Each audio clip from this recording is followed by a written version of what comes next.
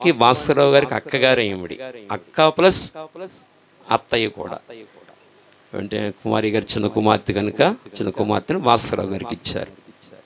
అలాగే వారి పెద్ద కుమార్తె రత్నం గారిని ఏమో నాగేశ్వరరావు గారికి ఇచ్చారు. చాలా ప్రేమగా చూసుకునేవారు అత్తయ్య గారిని. కనుక మరి ఈ సమయంలో కుమారులుగా వారు ఈ పూలదండను ఆవిష్కరిస్తారు. పూలదండని అయ్యా రండి, ఇద్దరు రండి.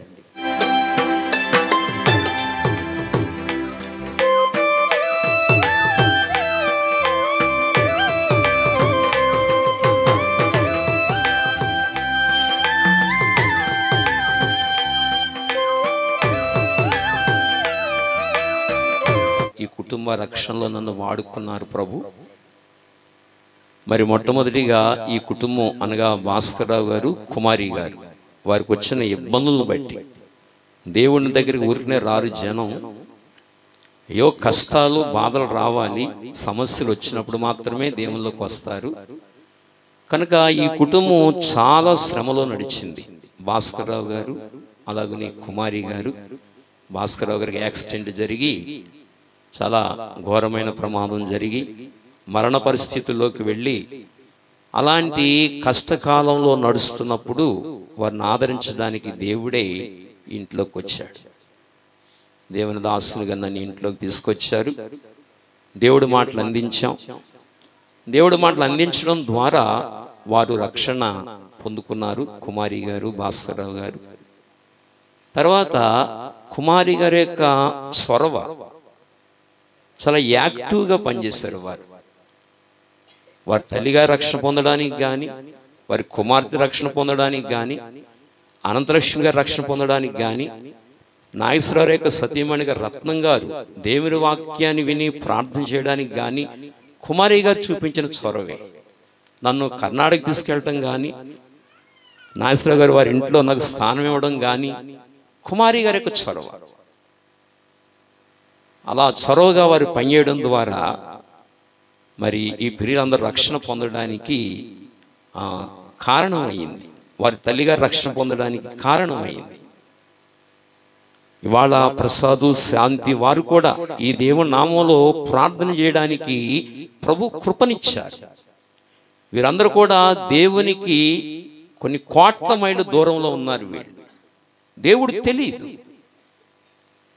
కానీ ఇవాళ దేవుని నామంలో ప్రార్థన చేయడానికి దేవుడు కృపనిచ్చాడు.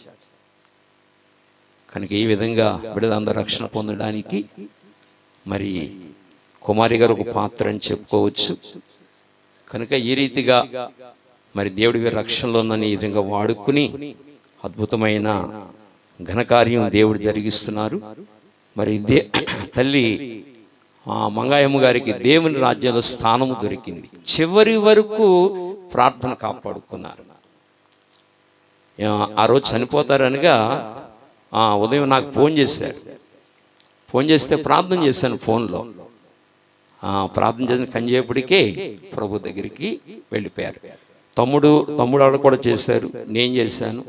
మా అందరూ ప్రార్థన విన్నారు, ప్రభు దగ్గరికి వెళ్ళిపోయారు. చాలా అద్భుతం. అలాగే ఈ మంచం మీద ఉన్న దినాలన్నీ కూడా మరి ఆనందలక్ష్మి గారు, కుమారి గారు చాలా మంచి పరిచర్య చేశారు. తల్లిని చాలా గొప్ప పరిచర్య చేశారు. అలాగే కుమార్తె హరిత, కిషోరు బిడ్డలు పరిచర్య చేశారు. అక్కడుండగా నాగేశ్వరరావు గారు సతీమణి గారు, నాగేశ్వరరావు గారు తల్లిని బాగా చూసుకునేవారు. ఎందుకంటే నేను కర్ణాటక వెళ్ళాను కదా, వెళ్ళినప్పుడు చూశాను. వీరు కూడా చాలా బాగా చూసుకునేవారు మంగాయమ్మ గారిని. ఇవంతా కూడా నిజంగా తల్లి మంచిగా ప్రభు దగ్గరికి వెళ్ళారని కూడా మనం జ్ఞాపకం చేసుకోవాలి. తల్లికి చివరి దినాల్లో ఇంత గొప్ప రక్షణ దొరికింది. నరకం నుండి తప్పించబడ్డారు తల్లి. చివరి వరకు విశ్వాసాన్ని కాపాడుకున్నారు. దేవుని రాజ్యములోకి తల్లి వెళ్ళారు. కనుక మరి ఈ సమయంలో ఈ విధంగా మరి మనందరం ఇక్కడ ఉండి ప్రభునామాన్ని కనపరచడానికి మరి నీతిమంతురాలైన ఆమెను జ్ఞాపకం చేసుకోవడానికి దేవుడు మంచి సమయం మనకి ఇచ్చారు. నీతిమంతుని జ్ఞాపకం చేసుకోవడం మనకి ఎంతైనా ఆశీర్వాదం, ఇది మనకి ఎంతైనా దీవెన. కనుక మరి ఈ సమయంలో కొన్ని మాటలు జ్ఞాపం చేసుకుంటూ దేవుని వాక్యాన్ని మనం ధ్యానించుకుందాం. కొన్ని నిమిషాలు దేవుని వాక్యాన్ని జ్ఞాపం చేసుకుందాం. అందరూ కూడా శ్రద్ధగా వినండి దేవుని వాక్యాన్ని. దయవుంచి 16వ కీర్తన బైబిల్ని వారు చక్కగా లేఖనాలు చూస్తూ దేవుని వాక్యాన్ని వినండి. ఒకవేళ బైబిల్ చదవటం రాకపోతే దేవుని వాక్యాన్ని చక్కగా వినవలసిందిగా ప్రభు పేరిట మనం చేస్తున్నాను. 16వ కీర్తన 6వ వచనాన్ని చదువుకుందామా? మనోహర స్థలములలో నాకు పాలు ప్రాప్తించెను, శ్రేష్టమైన స్వాస్యము నాకు కలిగెను. మేము కర్ణాటక వెళ్ళినప్పుడు భాస్కరరావు గారికి అన్నయ్య గారు గంగరాజు గారు, ఈ తల్లి గారు కూడా మాకు వారి ఇంట్లో ఉండటానికి అవకాశం ఇచ్చారు. చాలా సంతోషం. దేవుడు వారిని కూడా దీవించి ఆశీర్వదించును గాక. మేము సువార్త ప్రకటించడానికి వెళ్ళినప్పుడు ఈ ప్రియులందరూ చాలా ప్రేమతో ఆదరిస్తూ వారి ఇంట్లో ఉండడానికి కూడా మాకు అవకాశం ఇచ్చారు. దైవజనులుగా మమ్మల్ని చేర్చుకుని ఇంట్లో చేర్చుకుని అవకాశం ఇచ్చారు. కనుక దేవుడు వారిని కూడా దీవించాలని మన కోరిక. వారు కూడా ఈ రక్షణ అనుభవంలోకి రావాలనేదే మన ఆలోచన. మంచిది పిల్లారా. మరి సమయంలో ఈ 16వ కీర్తనలో చెప్పబడిన ఒక అతి శ్రేష్టమైన మాట చూడండి. మనోహర స్థలములలో నాకు పాలు ప్రాప్తించెను. అంత అద్భుతమైన మాట. మనోహర స్థలములలో నాకు పాలు ప్రాప్తించెను. మంగాయమ్మ గారికి పాలు ఎక్కడ ప్రాప్తించిందంటే మనోహర స్థలములలో నాకు పాలు ప్రాప్తించెను. రెండవ మాట, శ్రేష్టమైన స్వాస్యము నాకు కలిగేను. ఇక్కడ రెండు మాటలు మనం ధ్యానం చేస్తున్నాం. రెండవ మాట, శ్రేష్టమైన స్వాస్యము నాకు కలిగేను. మొదటి మాట ఏమో మనోహర స్థలములలో నాకు పాలు ప్రాప్తించెను. మనోహర స్థలం ఏది? మనోహర స్థలం అనగా ఏది అంటే దేవుని వాక్యం సెలవిస్తుంది. మనోహర స్థలము అనగా యెషయా గ్రంథము 27వ అధ్యాయము 2వ వచనాన్ని మనం గమనిస్తే, యెషయా 27:2 మనం గమనిస్తే, ఆ దినమున మనోహరమగు ఒక ద్రాక్షవనముండును. మనోహరమగు ఒక ద్రాక్షవనముండును. మనోహర స్థలం అనగా ద్రాక్షవనము. ద్రాక్షవనము అనగా యేసు ప్రభువారు తన స్వరక్తమిచ్చి సంపాదించుకున్న సంఘం. మీకు అర్థమైందా? యేసు ప్రభువారు తన స్వరక్తమిచ్చి సంపాదించుకున్న ఆ సంఘమే, ఆ స్థలమే ఎలాంటిదో చెప్పన? మనోహరమైనది. అది మనోహరమైన స్థలం అది. కనుక 133వ కీర్తనలో 3 వచనాలు ఉంటాయి. అందులో మొదటి వచనం ఏదనగా, సహోదరులు ఐక్యత కలిగి నివసించుట ఎంత మేలు, ఎంత మనోహరము, ఎంత మనోహరము. ఇది సహోదరులు ఐక్యత కలిగి నివసించుట ఎంత మేలు, ఎంత మనోహరము. వాస్తవానికి భాస్కర్ గారి కుటుంబం ఎవరో మనం ఎవరము. ఇది ఏ బంధాన్ని బట్టి ఇక్కడ ఉన్నాం? ఈ దుఃఖములో, ఈ కష్టకాలములో, ఈ వేదనలో ఏ బంధాన్ని బట్టి ఇక్కడ మనం ఉన్నాం? ఏ బంధాన్ని బట్టి? యేసుక్రీస్తు యొక్క రక్త సంబంధాన్ని బట్టి ఇక్కడ ఉన్నాం మనం. మీకు అర్థమవుతుందా? తల్లిగారు కాలం చేసిన రోజు నుంచి మన సహోదరులు, మన సంఘ సహోదరులు ఇక్కడుండి పరిచర్య చేస్తూ వచ్చారు. అచ్చిబాబు కానీ, మోహన్ కానీ, అచ్చిబాబు కానీ, విజయ్ కానీ, తర్వాత మన సురేష్ కానీ, అనిల్ కానీ, మన రాజు కానీ, ఇంకా చాలామంది పిల్లలు. మరి వీళ్ళకి మనకు సంబంధం ఏంటి? అసలు వీళ్ళకి మనకు సంబంధం ఏంటి? రక్త సంబంధం. ఏ రక్త సంబంధం? అది యేసుక్రీస్తు ప్రభు తన రక్తంలో మనల్ని కడిగాడు కనుక, ఒక రక్తముతో కడిగి మనల్ని ఒక కుటుంబంగా చేశాడు కనుక కష్టములో కుటుంబంతో ఉన్నాం. ఆ రాత్రి ఇక్కడ కూర్చున్నారు మన పిల్లలు. చూడండి, సహోదరుల ఐక్యత కలిగి నివసించుట అది మనోహరం. అది సహోదరుల ఐక్యత కలిగి నివసించుట ఎంత మేలు అన్నాడు. ఎంత మేలు! సహోదరులు ఏక మనస్సు కలిగి, ఐక్యత కలిగి, ఒక రక్తములో కడగబడ్డ మన తండ్రి ఒకడు, యేసు ప్రభు రక్తముతో కడిగాడు. తన ప్రాణం మన కొరకు ఇచ్చాడు, మనల్ని కడిగాడు, మనల్ని శుద్ధీకరించాడు. తన ప్రాణమే ఖరీదుగా మనకిచ్చాడు. ఆయన తనకున్న తన ప్రాణమునంతా ధారపోసాడు ఆయన మన కొరకని. ఆ ప్రేమతో రక్షించబడి ఐక్యత కలిగి, ఏక మనస్సు కలిగి ఉండటం అది మనోహరం అన్నాడు. సహోదరులు ఐక్యత కలిగి నివసించుట ఎంత మేలు, ఎంత మనోహరం అని ఇంకో మాట అన్నాడు. అది తల మీద పోయబడి, ఎవరి తల మీద పోయబడింది? యేసునాథుని తల మీద పోయబడింది. శిరస్సు ఆయన, సంఘానికి శిరస్సు తల మీద పోయబడి అహరోను గడ్డము మీదుగా కారి. అహరోను ఎవరు? యాజకుడు. మనందరం ఎవరమి? యాజకులేమి. యేసేమో శిరస్సు, మనందరమి యాజకులమి.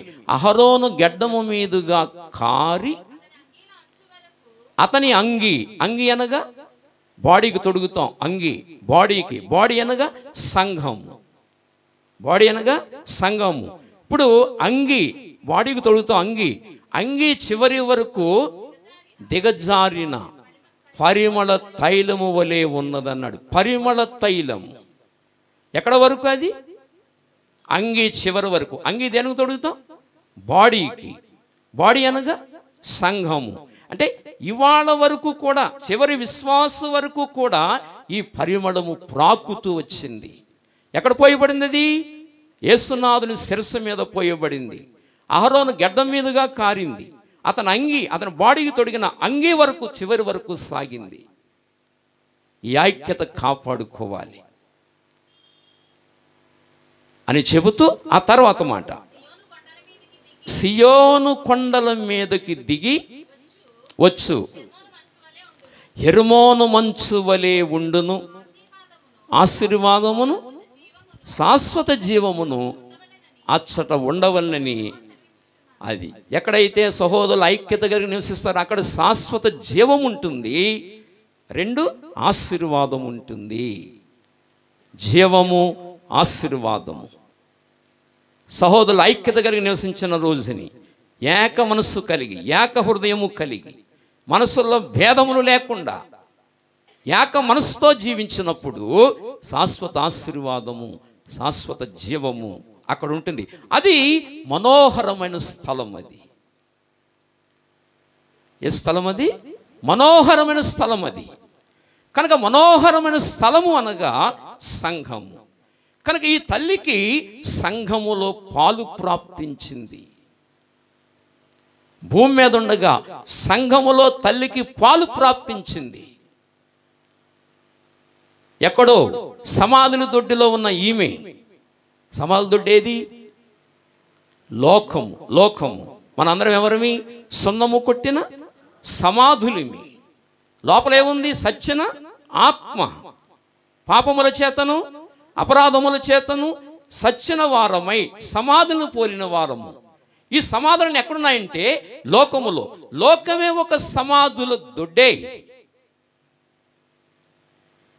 సమాధుల్లో సమాధులు ఎలా ఉంటాయో లోకమే ఒక సమాధుల దొడ్డే. సమాధుల దొడ్డిలో నుండి జీవము గల దేవుని సంఘములోకి, జీవము గల దేవుని సంఘములోకి పిలిచాడు. కనుకనే మనోహర స్థలములో ఆమెకు పాలు ప్రాప్తించెను. పాలు ప్రాప్తించెను. మనోహరమైన స్థలములోకి రాగలిగింది ఆ తల్లి. భూమి మీద ఉండగా పాలు ప్రాప్తించెను. దేవుని పిల్లలతో కలిసి దేవుణ్ణి సేవించడం, పరిశుద్ధ శరీరములో పాలు పొందటం, పరిశుద్ధ రక్తములో పాలు పొందడం, దేవుడు ఆ భాగ్యం ఆ తల్లికి ఇచ్చాడు. భూమి మీద ఉండగా నాలో పాలు పొందు అని.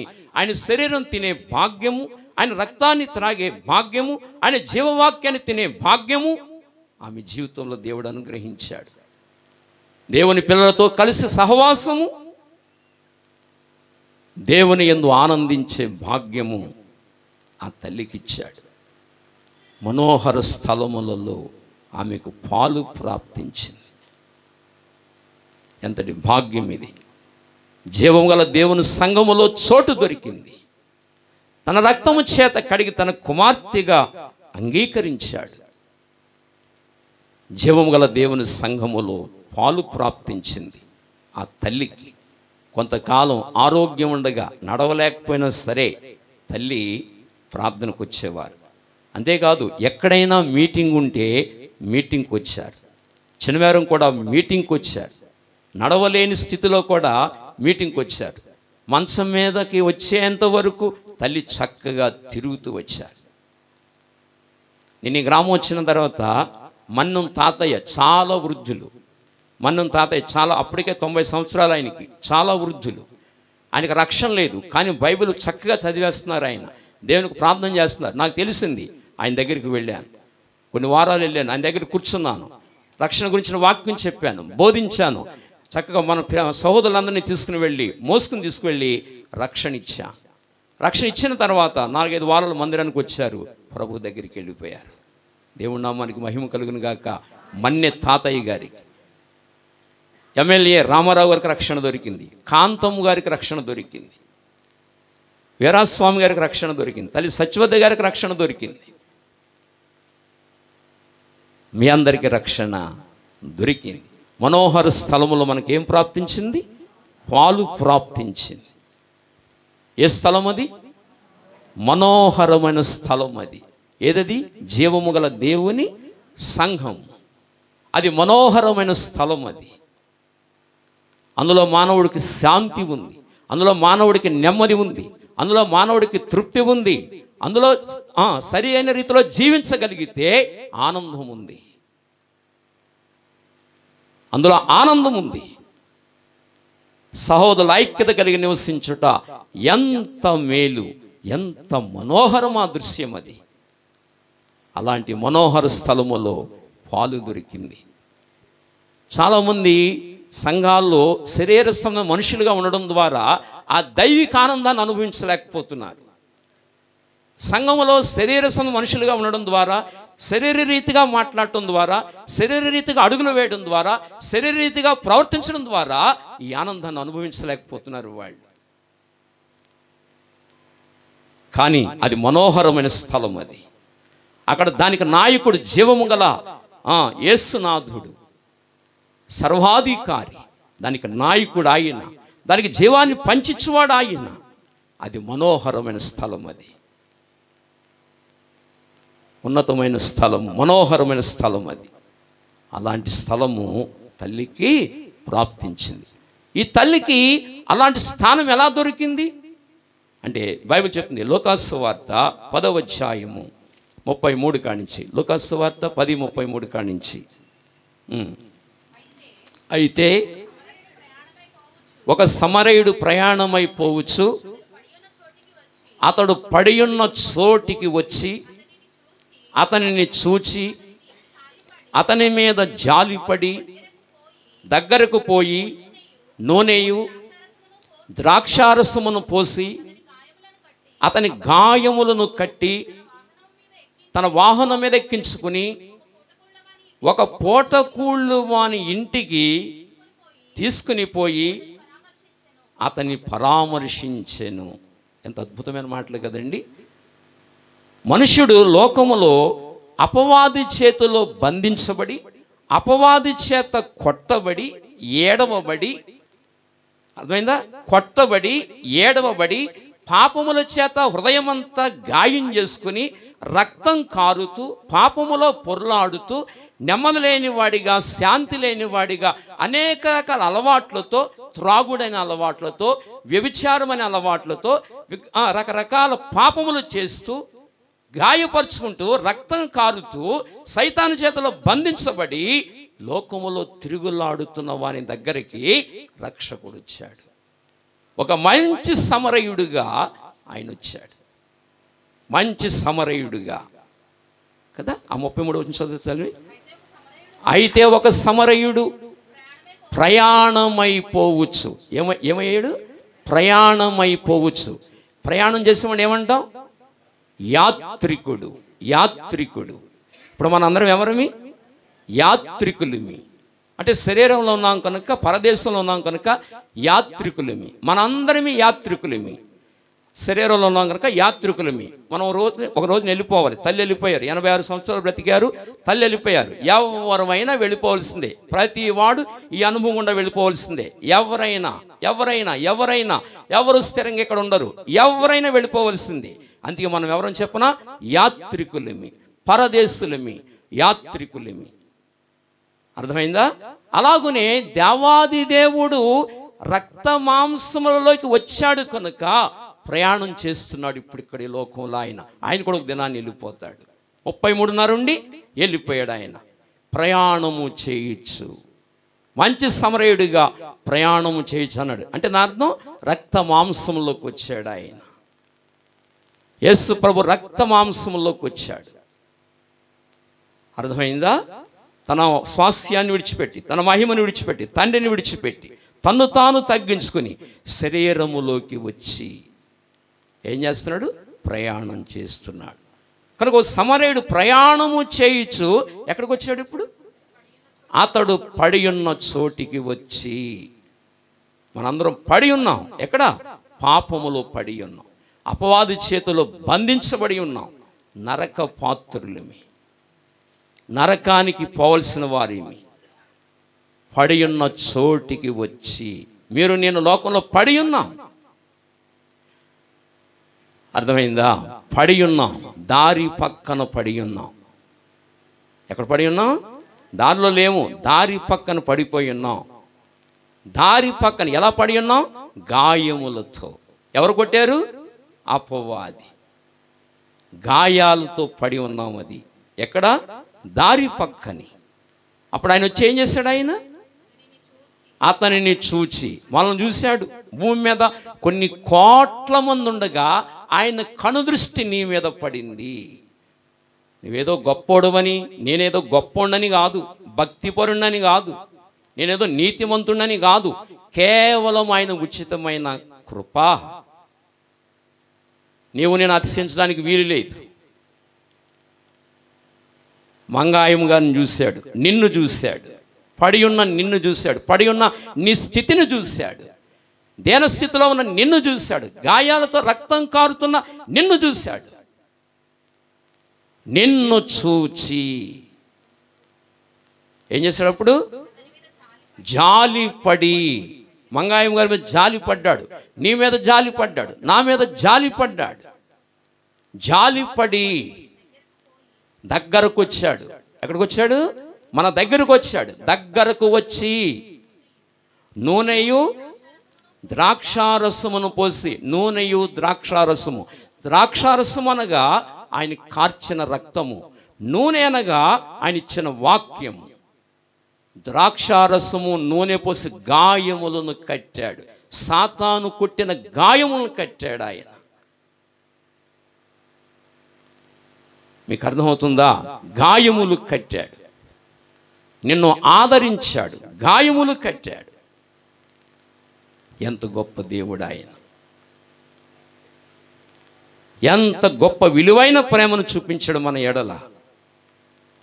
గాయములు కట్టి తన ప్రాణం మన కొరకు దారబోసి ఆ ద్రాక్షారసముతో మన గాయములు కట్టాడు ఆయన. ఎంత అద్భుతమైన మాటలు ఇవి! ఏమండి, నరవతారం ఎత్తి లోకానికి వచ్చాడు. ఆయన రక్తంతో మన గాయములన్నీ కడిగాడు. సర్వపాప పరిహారో రక్త ప్రోక్షణం అవశ్యం తద్రక్తం పరమాత్మేన పుణ్యదాన బలియాగ అన్నట్లుగా తన పావన రక్తాన్ని మన కొరకు చెందించాడు ఆయన. ఎంత అద్భుతకరుడు, ఎంత ఆశ్చర్యకరుడు! ఏమండి, యేసు ప్రభువారంటే మనకు సంబంధించిన వాడు కాదనుకుంటాం మనం. ఒకప్పుడు అలా అనుకున్నాం. మాకు కాదులే, మనకు సంబంధించిన వాడు కాదులని ఎంతో చులకనగా చూసాం ప్రభువుని. మా మటుకు మేమేం చూసాం ప్రభుని చాలా చులకనగా. ఆయన త్యాగము ఎరుగక, ఆయన గొప్పతనాన్ని ఎరుగక, ఆయన బలశాలిని ఎరుగక, మరణాన్ని జయించిన బలశాలిని ఎరుగక తక్కువగా చూసాం. నీవు నేను మరణానికి దాసులమి, కానీ మరణాన్ని జయించిన వాడు ఆయన ఎక్కడ, మనం ఎక్కడ? ఆయన ఎక్కడ, మనం ఎక్కడండి? యేసు ప్రభు శరీరం కుళ్ళలేదు, మన శరీరాలు రెండవ రోజుకి వాసన కొడతాయి, కుళ్ళు వాసన, సచ్చు వాసన. కానీ ఆయన శరీరం కుళ్ళలేదు. ఆయన ఎక్కడ, మనం ఎక్కడ? ఆయన పవిత్రుడు, పరమ పరిశుద్ధుడు. ఆయన పవిత్రుడు కనుక తన పావన రక్తాన్ని మన కొరకు చిందించాడు. ఆయన ప్రజాపతి దేవేభ్యం ఆత్మానం యజ్ఞం కృత్వా ప్రాయశ్చిత్త అన్నాడు. ప్రాయశ్చిత్తము కొరకు ప్రజాపతి లోకానికి దిగి వచ్చాడు. ప్రా అంటే ప్రజలను, జా అంటే పుట్టించినవాడు. ప్రజలను పుట్టించిన వాడు మన కొరకు యజ్ఞమయ్యాడు. ఆయనే ప్రజాపతి దేవేభ్యం ఆత్మానం యజ్ఞం కృత్వా ప్రాయశ్చిత్త. ప్రాయశ్చిత్తం కొరకు ప్రజాపతి దిగి వచ్చి సిలువలో యాగం చేశాడు. ఆయన ఆ సిలువ యాగములో తన పావన రక్తాన్ని ఇచ్చి మనల్ని కడిగి, మనం శుద్ధీకరించి, మనం పరిశుద్ధపరిచాడు. ఎంత గొప్ప సంగతులు ఇవన్నీ.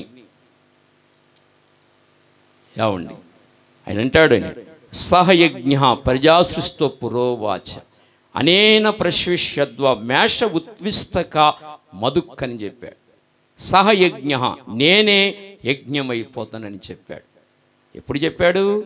ప్రజాసృష్టో పురోవాచ అంటే ప్రజలను సృష్టించకముందే ఆయన చెప్పాడు. ప్రజాసృష్టో పురోవాచ, చెప్పిన వాచ అంటే చెప్పాను, ప్రజలను పుట్టించకముందే చెప్పాను. చెప్పినవాడు ఎవరు?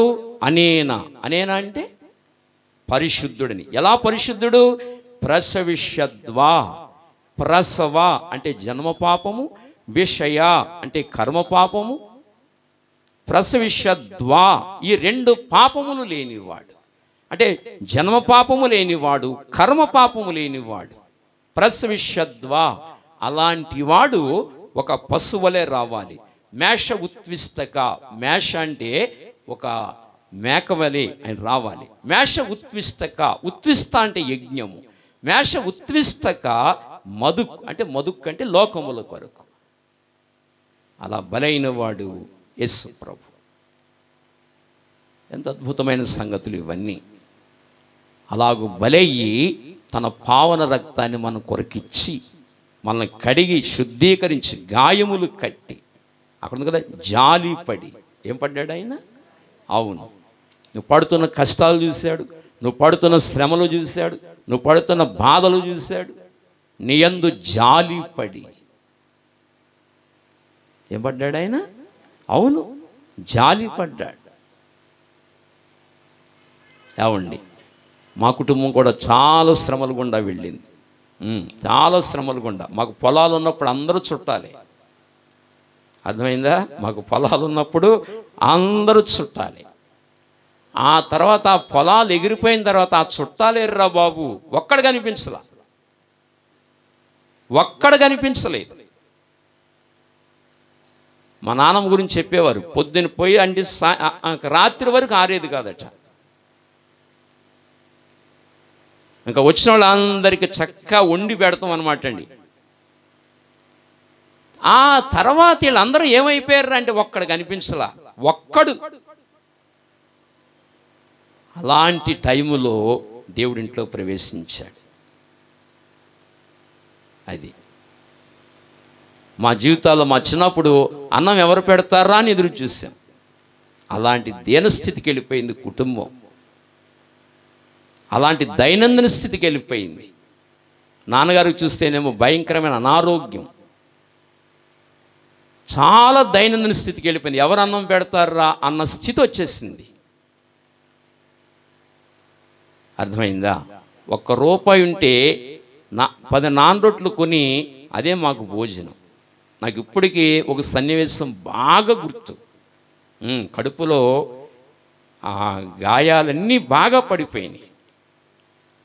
ఒక ఆయన నాన్ రోట్లు అమ్మేవాడు. ఒక ఆయన రోడ్డు అమ్ముంటా వెళుతుంటే లేవరకం, చాలా పేదరకం, ఆకలి, పేదరకం. మేము చిన్నపిల్లలం, మా నాన్నగారికి అనారోగ్యం, చాలా దారుణమైన పరిస్థితి. ఆ రోడ్డు అమ్మటా నాన్ రోడ్లు పట్టుకెళ్తే మా నాన్నగారు ఈ చిన్న తమ్ముడిని పంపించాడు ఒకసారి. ఆయన రోడ్డు మీదే నేను కిటికీలోంచి చూస్తున్నాను.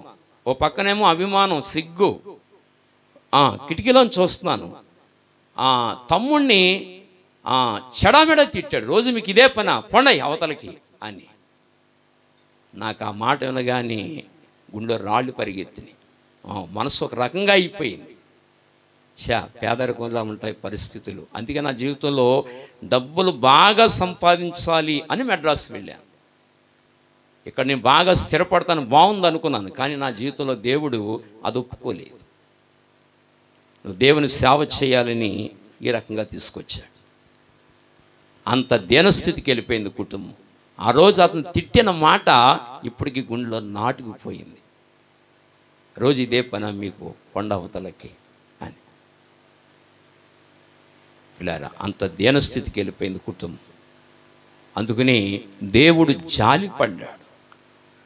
చిట్టూరు రాణమూర్తి గారు అనేవారు, పాస్టర్ గారండి, దేవుడు మన కష్టాలు చూశాడండి.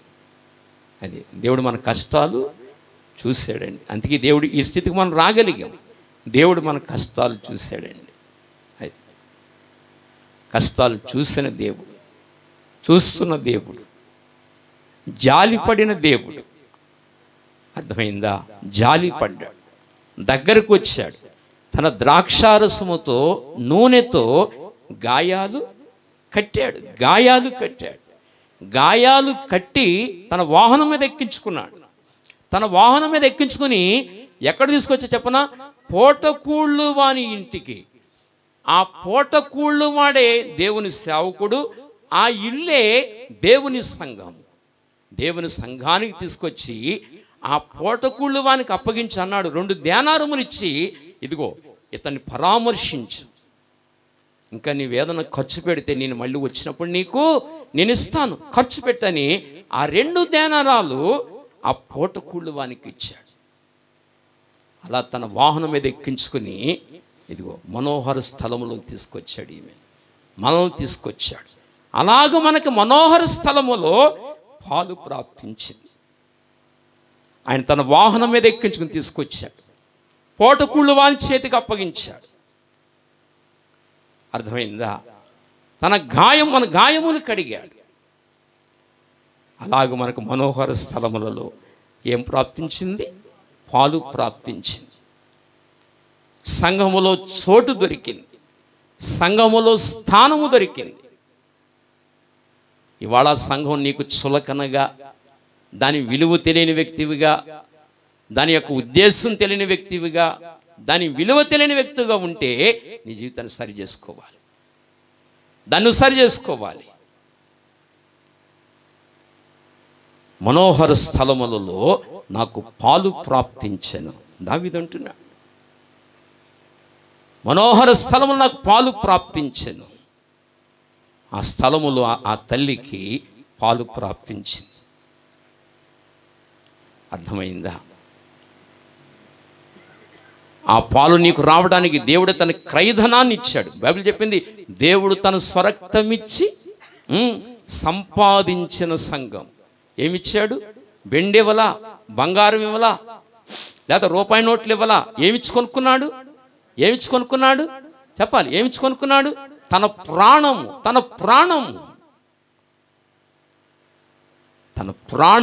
కొనుక్కున్నాడు. ఏమిచ్చి కొనుక్కున్నాడు? అవును, తన ప్రాణమిచ్చి కొనుక్కున్నాడు సంఘాన్ని. అది మనోహరమైన స్థలం. అది ఆ మనోహరమైన స్థలముల్లో పాలు ప్రాప్తించింది. ఎవరికి? తల్లి మంగాయమ్మ గారికి. ఇప్పుడు ఈ మనోహర స్థలములలో ఉండగా, రక్షణ పొంది దేవుల్లో నడుస్తూ ఉండగా ఆమెకి ఏం దొరికిందంటే శ్రేష్టమైన స్వాస్యము దొరికింది. అది రెండో విషయము. ఏం దొరికింది? అవును, శ్రేష్టమైన స్థానం. అది రెండో మాట అదే కదా. శ్రేష్టమైన స్వాస్యము నాకు కలిగేను. అది ఏం కలిగింది? నాతో చెప్పండి అందరూ. శ్రేష్టమైన స్వాస్యము నాకు కలిగేను. అది ఇప్పుడు ఆవిడ ఎక్కడికి వెళ్ళిపోయిందంటే శ్రేష్టమైన స్థలంలోకి, స్వాస్యంలోకి వెళ్ళిపోయింది. మనోహర స్థలంలోకి వచ్చింది, అక్కడి నుంచి శ్రేష్టమైన స్వాస్యములోకి వెళ్ళిపోయింది. ఎలాంటిది అది చెప్పాలి? ఎలాంటి శ్రేష్టం? ఎలాంటిది అది? ఆ స్వాస్యము శ్రేష్టమైన స్వాస్యము. అమ్మా వెనకాల కూర్చొని తల్లి వింటున్నారా? ఏం స్వాస్యం అది? అవును, శ్రేష్టమైన స్వాస్యము నాకు కలిగేను అని దేవుని వాక్యం సెలవిస్తుంది. శ్రేష్టమైన స్వాస్యం. అలాంటి స్థానానికి మనం వెళ్ళిపోతాం. అందుకే బైబిల్ చెప్తుంది, హెబ్రీయులకు రాసిన పత్రిక 10:34. హెబ్రీయులకు రాసిన పత్రిక 10:34. ఎలాగనగా మీరు ఖైదులో ఉన్న వారిని కరుణించి మరి మీకు మరి శ్రేష్టమైనదియు, సరే, శ్రేష్టమైనదియు స్థిరమైనదియునైనా స్వాస్యము ఉన్నదని ఎరిగి మీ ఆస్తి కోల్పోటకు సంతోషముగా ఒప్పుకొంటిరి. కాబట్టి మీ ధైర్యమును విడిచిపెట్టకుడి, దానికి ప్రతిఫలముగా గొప్ప బహుమానము కలుగును. ఎంత అద్భుతమైన మాట చూసారా? ఏం చెప్పాడు అక్కడ మాట? మళ్ళీ చదువుదాం ఆ మాట. ఎలాగనగా మీరు ఖైదులో ఉన్న వారిని కరుణించి. చెప్పండి, ఆ దినాల్లో యేసును అంగీకరించిన కారణంగా కొంతమందిని ఎక్కడ వేశారు? ఖైదులో వేశారు, జైల్లోకి వెళ్ళారు. యేసును అంగీకరించిన కారణంగా కొంతమంది చెరసాల్లోకి వెళితే పౌలు రాస్తున్నాడు లేఖని, ఏమని? మీరు ఖైదులో ఉన్న వారిని కరుణించి మరి మీకు శ్రేష్టమైనదియు స్థిరమైనదియునైనా స్వాస్యము ఉన్నదని ఎరిగి. మనకి ఏ స్వాస్యం ఉంది? స్థిరమైనది శ్రేష్టమైన స్వాస్యం మనకి ఎక్కడుంది? పరలోక రాజ్యములో ఉంది. అమ్మా ఎక్కడుంది?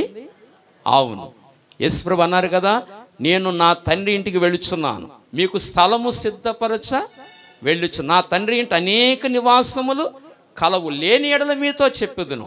నేను ఎందుకు వెళ్తున్నానంటే మీకు స్థలము సిద్ధపరచ వెళ్ళుచున్నాను. నేను మీకు స్థలము సిద్ధపరిచిన ఎడల నేనుండు స్థలములో మీరును ఉండులాగున మరలా వచ్చి నేను మిమ్మల్ని తీసుకుని పోవుదును. దేవుని నామమునకు మహిమ కలుగును గాక. మరలా వచ్చి తీసుకుని పోవుదును. ఎంత ఆశ్చర్యకరమైన మాట, ఎంత అద్భుతమైన మాట ఇది. నేను మీకు స్థలము సిద్ధపరచ వెళ్ళుచున్నాను, మరలా వచ్చి నేనుండు స్థలములో మీరును ఉండులాగా వచ్చి నేను ఏం చేస్తాను? మిమ్మల్ని తీసుకుని పోవుదును. మనల్ని తీసుకుని వెళ్ళిపోతాడు అక్కడికి. ఏం సిద్ధపరుస్తున్నాడు మన కొరకైనా? స్థలాన్ని సిద్ధపరుస్తున్నాడు. ఎంత అద్భుతమైన మాట ఇది. కనుక అమ్మా వింటున్నారా? దేవుడి మాటలు వింటున్నారా? నేను మాటలు జ్ఞాపకం చేస్తా, శ్రద్ధగా వినండి. కనుక స్థలము సిద్ధపరచడానికి ప్రభు వెళ్ళాడు. అంచేత మనకి ఎలాంటి స్వాస్యం? అది శ్రేష్టమైనది, స్థిరమైన స్వాస్యము. అది శ్రేష్టమైనది, అది స్థిరమైనది. నీవు ఈ లోకంలో బిల్డింగులు కట్టి ఎన్ని బిల్డింగులైనా కట్టు, ఎంతకాలం ఉంటావు అందులో? అంతే, కొద్ది కాలమే. ఇది స్థిరమైన స్వాస్యం కాదు, ఇది స్థిరమైన ధనము కాదు. ఈ లోకం మనకి స్థిరమైంది కాదు. ఇందాక పాడేం కదా మన పాట, ఏంటది? సంపాదన కొరకే మనం ఈ లోకంలో పుట్టలేదు. పోయేటప్పుడు ఎవడో ఏమి అక్కడికి పట్టుకెళ్ళాం. స్థిరమైన స్వాస్యం మనకు ఉంది, అది స్థిరమైంది. ఇది స్థిరమైంది కాదు. అందరం ఏదో ఒక దినాన్ని దీన్ని వదిలేసి మనం వెళ్ళిపోవలసింది. అర్థమైందా? కాటి వైరాగ్యం అంటారు తెలుసా మీకు? కాటి వైరాగ్యం అని. ఆ శవం చచ్చిపోయి ఉంటుంది కదా, ఆ కాంజేపు, తర్వాత తీసుకెళ్ళి కప్పెట్టేటప్పుడు అప్పుడు మాత్రం ఈ వైరాగ్యం మాటలు వచ్చేస్తాయి ప్రతి వాడికి ఎవరి జీవితం ఇంతేరా, ఎవరైనా ఇలా వెళ్ళిపోవలసిందేరా, ఇంతేరా బాబు ఎవరి జీవితమైనా, వైరాగ్యం మాటలు వచ్చేస్తాయి. ఆ మాటలు ఏం చెప్పుంటాయంటే ఆ కాంజేపే. మళ్ళీ బయటకు వచ్చిన తర్వాత ఎవడి జీవితం దీన్ని ఏమంటారంటే కాటి వైరాగ్యం. ఆ కొద్ది సమయంలో ఎక్కడ లేని వైరాగ్యం వచ్చేసింది వాడికి. ఆ తర్వాత ఏముండదు వాడికి, మళ్ళీ మర్చిపోయి అన్నీ మామూలే. దాన్ని ఏమంటారంటే కాటి వైరాగ్యం. కనుక మనకు కాటి వైరాగ్యం కాదు, శాశ్వత వైరాగ్యం ఉండాలి మనకి. అర్థమైందా? వైరాగ్యం మనలో పెరగాలి. ఇంకా లోకాన్ని పట్టుకుని గట్టిగా పట్టుకుంటే అదేమి స్థిరం కాదు. అందుచేత మనకి స్థిరమైన స్వాస్థ్యం ఎక్కడుంది? పరలోకములో ఉంది. ఆ మాట చదవరా తల్లి? తర్వాత మాట చదువు.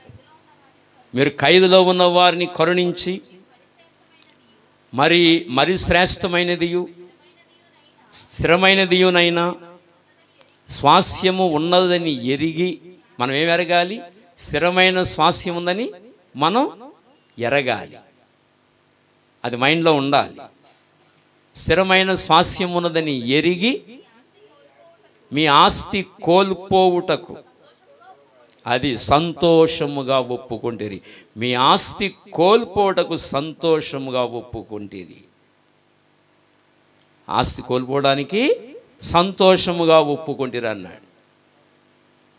అసలు మనం ₹1 పోవడానికి ఒప్పుకోం. దెబ్బలాటలు కదా, దెబ్బలాటలో గొడవలో అబ్బెబ్బే ఎంత చీకటి సంబంధం అంటే అస్సలు ఆత్మీయత ఉండదండి. గొడవలో అస్సలు ఆత్మీయత కనిపించదు. ఎందుకు రక్షణ పొందారో కూడా తెలియదు.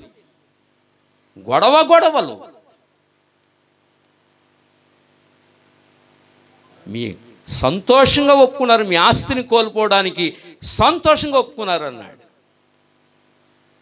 అపోస్తలులు వాళ్ళ ప్రాణాలే పోతుంటే మెదలకుండా ఉన్నారు. ప్రాణం కాదు, కాస్త పోతే మనం పెద్ద గోల చేసేస్తున్నాం. అలా వారు ప్రాణాలు పోతుంటేనే మాటలేదు వాళ్ళు. మన బ్రతుకుల్లో సరైన మార్పు లేదు, జీవితాల్లో సరైన మార్పు లేదు. జన్మ సరైన జన్మ కాదు, మారు మనసు. గొడవలు. కానీ వాళ్ళు ఆస్తి పోవడానికే సంతోషంగా ఒప్పుకున్నారు. ఆస్తి కాదు, ప్రాణాలు పోవడానికే సంతోషంగా ఒప్పుకున్నారు. ప్రాణాలు పోవడానికే. మొన్న వాట్సాప్లో చూశాను, యెషయా ప్రవక్తని ఇలా తల్లకిందులుగా పెట్టి రంపంతో కోస్తున్నారు. 2 కాళ్ళ మధ్య నుంచి రంపంతో కోస్తున్నారు. ఎవరిని? యెషయా ప్రవక్తని. రంపంతో కోయటం అంటే మాటలా? రంపంతో కోయటం అంటే ఇప్పుడు ఇక్కడ పట్టుకుంటే కత్తితో పీక్కొస్తే ప్రాణం పోద్ది, ఊరేస్తే ప్రాణం తేలిగ్గా పోద్ది. కానీ రంపంతో కోయటం అంటే అంత శిఖరాగ్ర స్థాయిలో భక్తులు ఉంటే మనం ఎక్కడ నడుస్తున్నాం అంటే నేలను అంటుకు నడుస్తున్నాం. జీవితాల్లో మార్పు లేకుండా నేలను అంటుకు నడుస్తున్నాం. ఏమండి? కనుక ఆస్తి కోల్పోవడానికి సంతోషంగా ఒప్పుకున్నారట. ఏముందని ఎరిగి? స్థిరమైన శ్రేష్టమైన స్వాస్థ్యం ఉందని ఎరిగి వాళ్ళు అవసరం ఈ ఆస్తిని కోల్పోవడానికి కూడా సంతోషంగా ఒప్పుకున్నారు వాళ్ళు. కనుక స్థిరమైనది శ్రేష్టమైన స్వాస్థ్యం దేవుడు మన కొరకు సిద్ధం చేస్తున్నాడు. పేతురు రాసిన మొదటి పత్రిక మొదటి అధ్యాయము 3-4 వచనాలు. మన ప్రభువగు యేసుక్రీస్తు తండ్రియగు దేవుడు స్తుతించబడునుగాక. మృతులలో నుండి సరే, మృతులలో నుండి యేసుక్రీస్తు తిరిగి లేచుట వలన జీవముతో కూడిన నిరీక్షణ మనకి కలుగునట్లు. అమ్మా కునుపాటు పడుతున్నారా? కునుపాటు పడకండి. మీరు ఆ మాట గమనించారా? యేసుక్రీస్తు మృతులలో నుండి తిరిగి లేచుట వలన జీవముతో కూడిన నిరీక్షణ మనకు వచ్చిందంట. ఏ నిరీక్షణ? ఎందుకు వచ్చింది ఆ నిరీక్షణ? యేసు ప్రభు మృతులలో నుండి తిరిగి లేచుట వలన. అంటే యేసు ప్రభు మరణాన్ని జయించి తిరిగి లేచుట వలన. మంగాయం గారు ఎవరిని చేర్చుకున్నారు హృదయంలోకి? అమ్మా యేసుప్రభు ఎవరు? మృతులలో ఉండి లేచిన బలశాలి. అమ్మా ఎవరైనా? బలవంతుడైన దేవుడు. అందరినీ లొంగదీస్తుంది ఏది? మరణం. ప్రతి మానవుడు దేని ముందు ఓడిపోయాడు? మరణం ముందు ఓడిపోయాడు. ప్రతి మనిషి మరణం ముందు ఓడిపోయాడు. అంత బలమైంది మరణం. కానీ ఆ బలమైన మరణము యేసు ప్రభు ముందు తల వంచింది. దేవుని నామానికి మహిమ కలుగునుగాక. అలాంటి దేవుని హృదయంలో చేర్చుకున్నారు ఎవరు? మంగాయమ్మ గారు. అందుకే ఆమె ఆత్మకి ఏమీ లేదు? మరణము లేదు, మరణము లేదు. ఓ మరణమా నీకు విజయం ఎక్కడా అని ప్రశ్నించాడు ఆయన. మరణమేమో అందరినీ ప్రశ్నించింది, నీకెక్కడుంది బలం? నువ్వు నాకు దాసుడివే, ఇదిగో నీ మీద నేను ఏలుబడి చేస్తున్నాను, నువ్వు నాకు దాసుడివే అంది ప్రతి మానవుడిని. ప్రతివాడు మరణం ముందు ఓడిపోయాడు. కానీ ఆ బలమైన మరణము యేసు ప్రభు ముందు ఓడిపోయింది. ఆ కుమారుడు నీ హృదయంలో పుట్టాలి. అందుకే వేదం చెప్పింది, అపుత్రస్య గతిర్నాస్తి. పుత్రుడు లేదా గతి లేదు. పుత్రస్య గతిహ. పుత్రుడు ఉన్నాడా? గతి ఉన్నది. ఏ పుత్రుడు? నీవు నేను మరణాన్ని జయించలేం. అదే పాప మరణాలు నియమం కలిగిన మనకు పుట్టిన పిల్లలు కూడా మరణాన్ని జయించలేదు.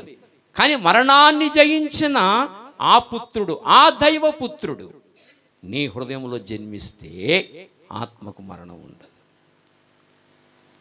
పున్నామి నరకమును తప్పించేవాడు పుత్రుడు.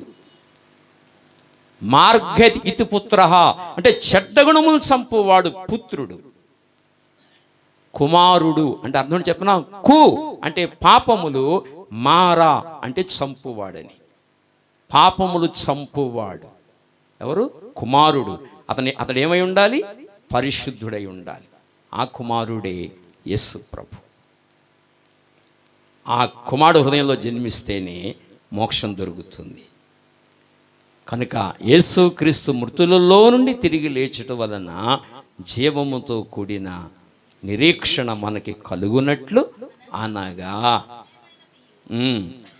అక్షయమైనదియు నిర్మలమైనదియు వాడబారినది అనే స్వాస్యము మనకు కలుగునట్లు ఆయన తన విశేష కనికరము చప్పున మనలను మరలా జన్మింపజేసి. నీకు రెండో జన్మ ఇచ్చిన వాడు ఎవరు?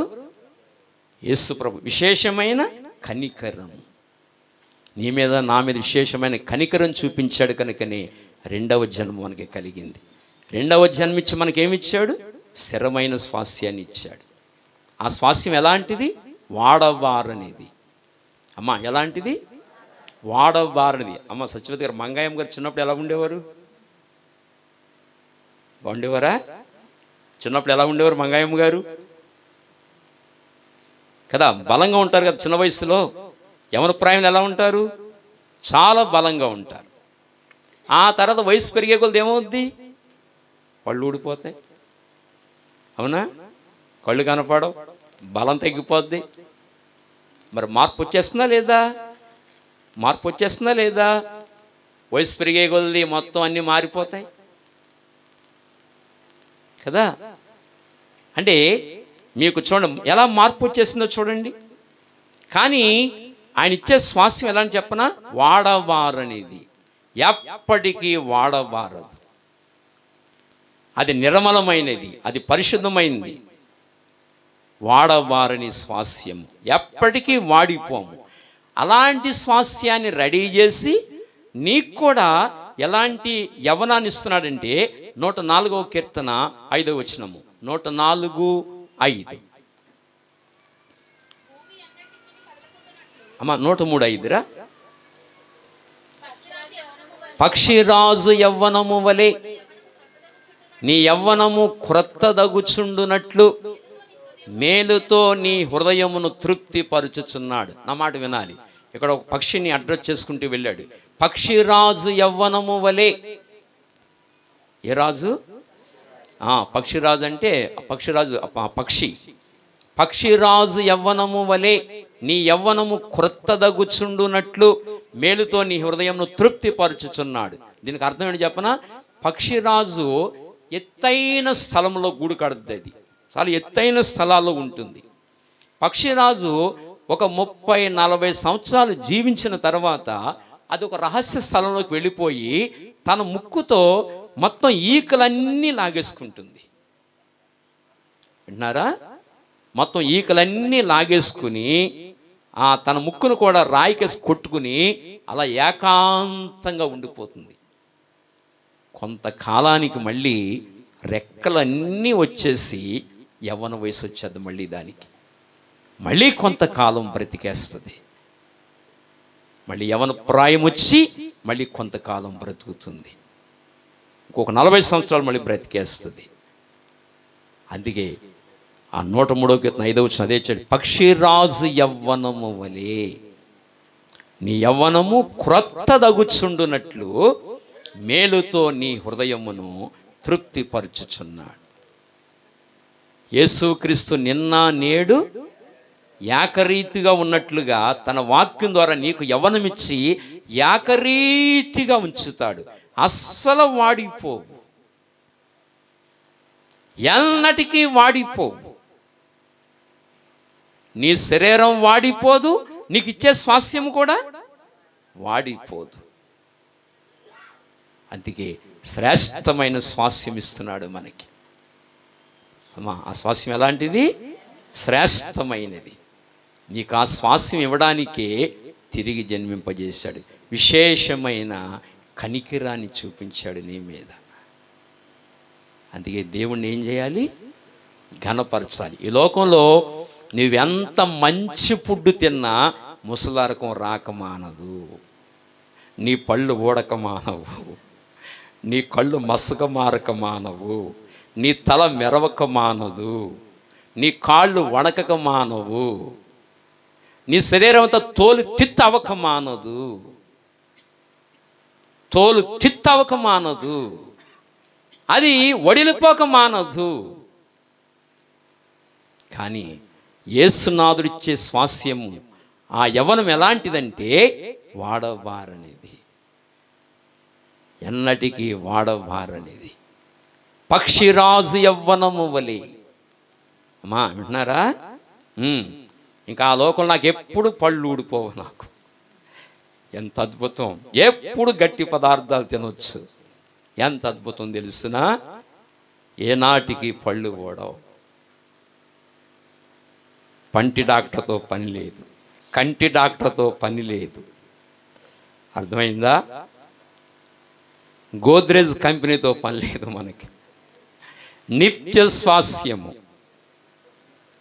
వాడబారని స్వాస్థ్యము. ఏ డాక్టర్తో పని ఉండదు మనకి. అర్థమవుతుందా? యేసుక్రీస్తు నిన్న నేడు ఏకరీతిగా ఉన్నాడు. అంతేకాదు, యుగ యుగముల వరకు ఏకరీతిగా ఉండును. అలాంటి యేసు ప్రభు బీజానికి కనబడ్డావు కనుక నువ్వు కూడా వాడిపోవు, ఎప్పటికీ వాడిపోవు. వాడబారిని స్వాస్థ్యం ఇస్తున్నాడు, వాడబారిని మహిమ దేహాన్ని నీకు ఇస్తున్నాడు. అవి ఇవ్వడానికి నిన్ను విశేషమైన కనికరం ద్వారా నీకు నూతన జన్మని దేవుడు అనుగ్రహించాడు. దేవుడి నామానికి మహిమ కలుగును గాక.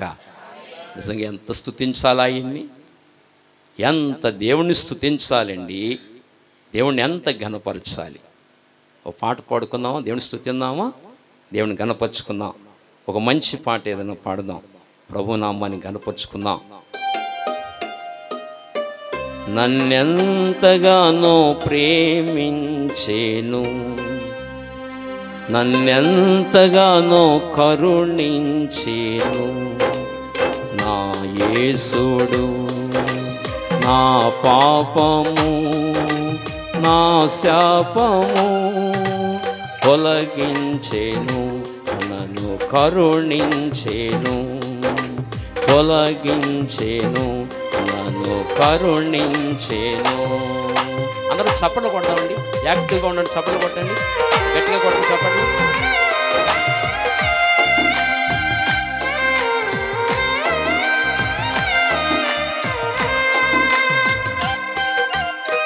దేవుని స్తుతించండి. విశేషమైన కనికరం ద్వారా నీకు నూతన జన్మనిచ్చాడు ఆయన.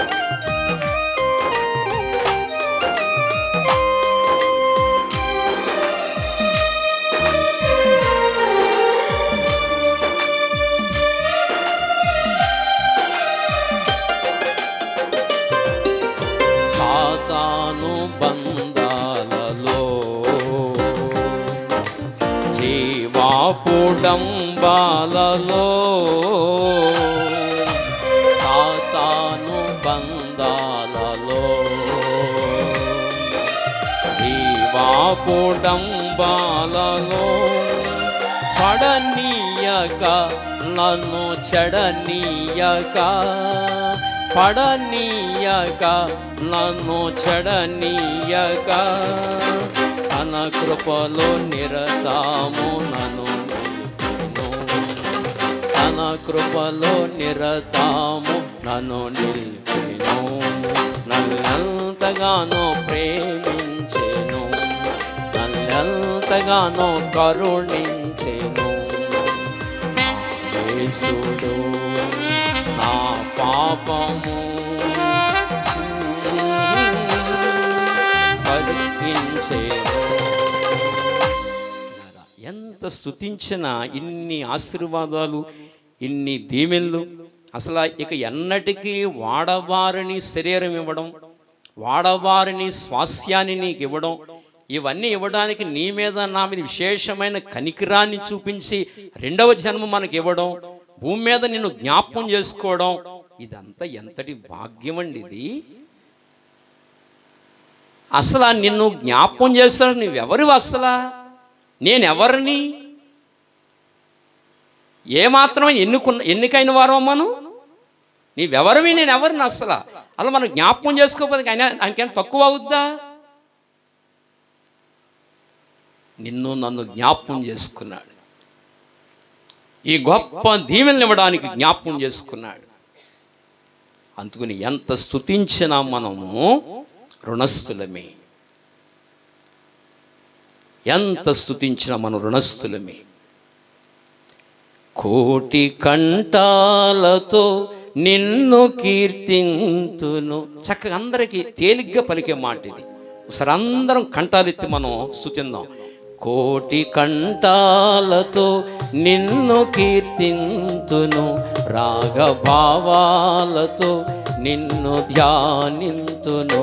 కోటి కంఠాలతో నిన్ను కీర్తింతును, రాగభావాలతో నిన్ను ధ్యానింతును.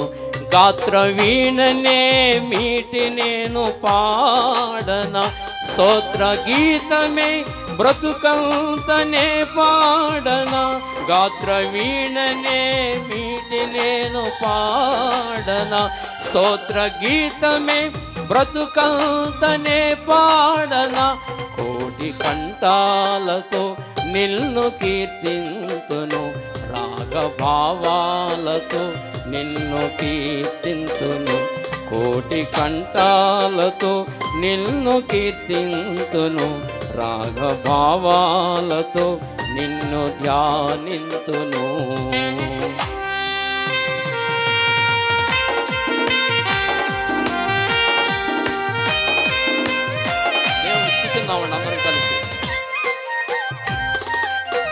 చప్పట్లు కొడదాం చక్కగా అందరూ గట్టిగా చప్పట్లు కొట్టండి, ప్రభుని స్తుతించండి.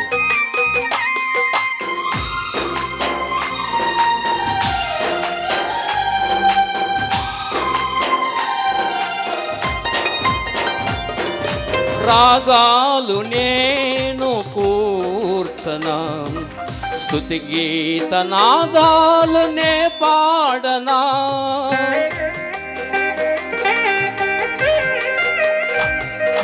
రాగాలు నేను కూర్చనా, స్తుతి గీత నాదాలునే పాడనా, హృదయమే నీ ఆలయం, హృదయమే నీ ఆలయం, నాలో నవసించు నా యేసులా, కోటి కంఠాలతో నిన్ను కీర్తింతును, రాగభావాలతో నిన్ను ధ్యానింతును, కోటి కంఠాలతో నిన్ను కీర్తింతును, రాగభావాలతో నిన్ను ధ్యానింతును, గాత్ర వీణనే మీటి నేను పాడన, స్తోత్ర గీతమే బ్రతుకంతనే పాడన, గాత్ర వీణనే మీటి నేను పాడన,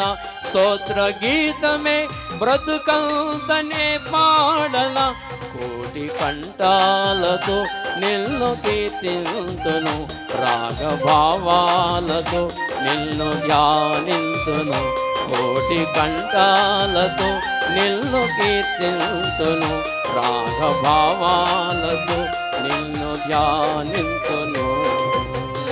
అసలు వేణోళ్లతో స్తుతించిన మనం ఎవరమైనకి రుణస్థులమే.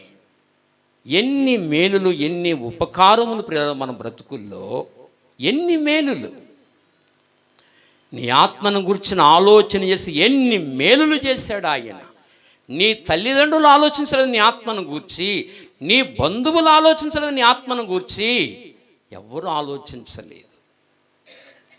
నీ గురించి ఆలోచనలు కలిగి ఇన్ని ఏర్పాట్లు చేసిన ప్రభు జీవితంలో ఆరాధనీయుడు. నీ జీవితంలో కోటి కంఠాలతో స్తుతించిన మనం రుణస్థులమే. అందుకే ఏ స్వాస్యం ఇస్తున్నాడు? శ్రేష్టమైన స్వాస్యం, వాడవారిని నిర్మలమైన అక్షయమైన స్వాస్యం నీకు ఇవ్వడానికి తిరిగి జన్మింపజేశాడు ఆయన. కనుక శ్రేష్టమైన స్వాస్యానికి తల్లిని అర్హురాలిగా చేశాడు, మంగాయమ్మ గారిని. ఆ భాగం ఇవ్వడానికి దేవుడు ఇష్టపడ్డాడు. ఆమెను తన రాజ్యానికి తీసుకుని వెళ్ళాడు. చివరి వరకు తన విశ్వాసాన్ని తల్లి కాపాడుకున్నారు. ఎంత గొప్ప సంగతులు ఇవన్నీ. అందుచేత ప్రభునందు పిల్లారా, మనం గమనిస్తే శ్రేష్టమైన స్వాస్యము మనకి దొరికింది. ఆ శ్రేష్టమైన స్వాస్యములో మనం చేసే ఇంకొక 2 విషయాలు చెప్పి నేను ముగిస్తాను. ఆ శ్రేష్టమైన స్వాస్యములో మనం చేసే పని ఏమిటంటే, ప్రకటన గ్రంథము 7వ అధ్యాయము 14వ వచనం కానీ చదువుదామా? అందుకు నేను, అయ్యా నీకే తెలియననగా అతడు నాతో ఇలాగూ చెప్పెను, మీరు మహాశ్రమల నుండి వచ్చిన వారు గొర్రెపిల్ల రక్తములో తమ వస్త్రాన్ని ఉతుక్కుని వాటిని తెలుపు చేసుకొనిరి. అమ్మా నా మాట వినాలి. యోహాను దర్శనంలో చూస్తూ అక్కడ చాలామంది తెల్లటి వస్త్రాలు ధరించుకున్న వారు ఉన్నారు. అప్పుడు 24 పెద్దల్లో ఒకడు వచ్చి యోహాను అడిగాడు, యోహాను వీళ్ళు ఎక్కడి నుంచి వచ్చారు ఎవరని అడిగితే, అయ్యా నాకు తెలియదు అన్నాడు యోహాను. మన యోహాను నాకు తెలియదు అని చెప్పాడు. అప్పుడు ఆ పెద్ద చెప్పాడు అన్నమాట, ఏమని చెప్పనా, ఈ వీళ్ళు ఎవరంటే మహాశ్రమల నుండి వచ్చిన వారు. ఎక్కడి నుంచి వచ్చిన వారు? మహాశ్రమల నుండి వచ్చిన వారు. మహాశ్రమల నుంచి వచ్చిన వారు వీళ్ళు ఎవరంటే, గొర్రెపిల్ల రక్తములో తమ వస్త్రాలు ఉతుక్కుని వాటిని తెలుపు చేసుకునేది. అంటే మహాశ్రమలలో కూడా వాళ్ళు తమ రక్షణ పోగొట్టుకోలేదు. దేవుల్లో స్థిరులుగా ఉన్నారు, దేవుల్లో స్థిరులుగా నిలబడ్డారు. మహాశ్రమలు, మామూలు శ్రమలు కాదండి, మహాశ్రమలు. మహాశ్రమలలో కూడా చెక్కు చెదరలేదు. గొర్రె పిల్ల రక్తంలో తమ వస్త్రాలు ఉతుక్కుని వాటిని తెలుపు చేసుకుని, వీరు ఎక్కడి నుంచి వచ్చారు చెప్పనా? మహాశ్రమల నుండి వచ్చిన వారు. శ్రమలు వీళ్ళని కదల్చలేకపోయినవి,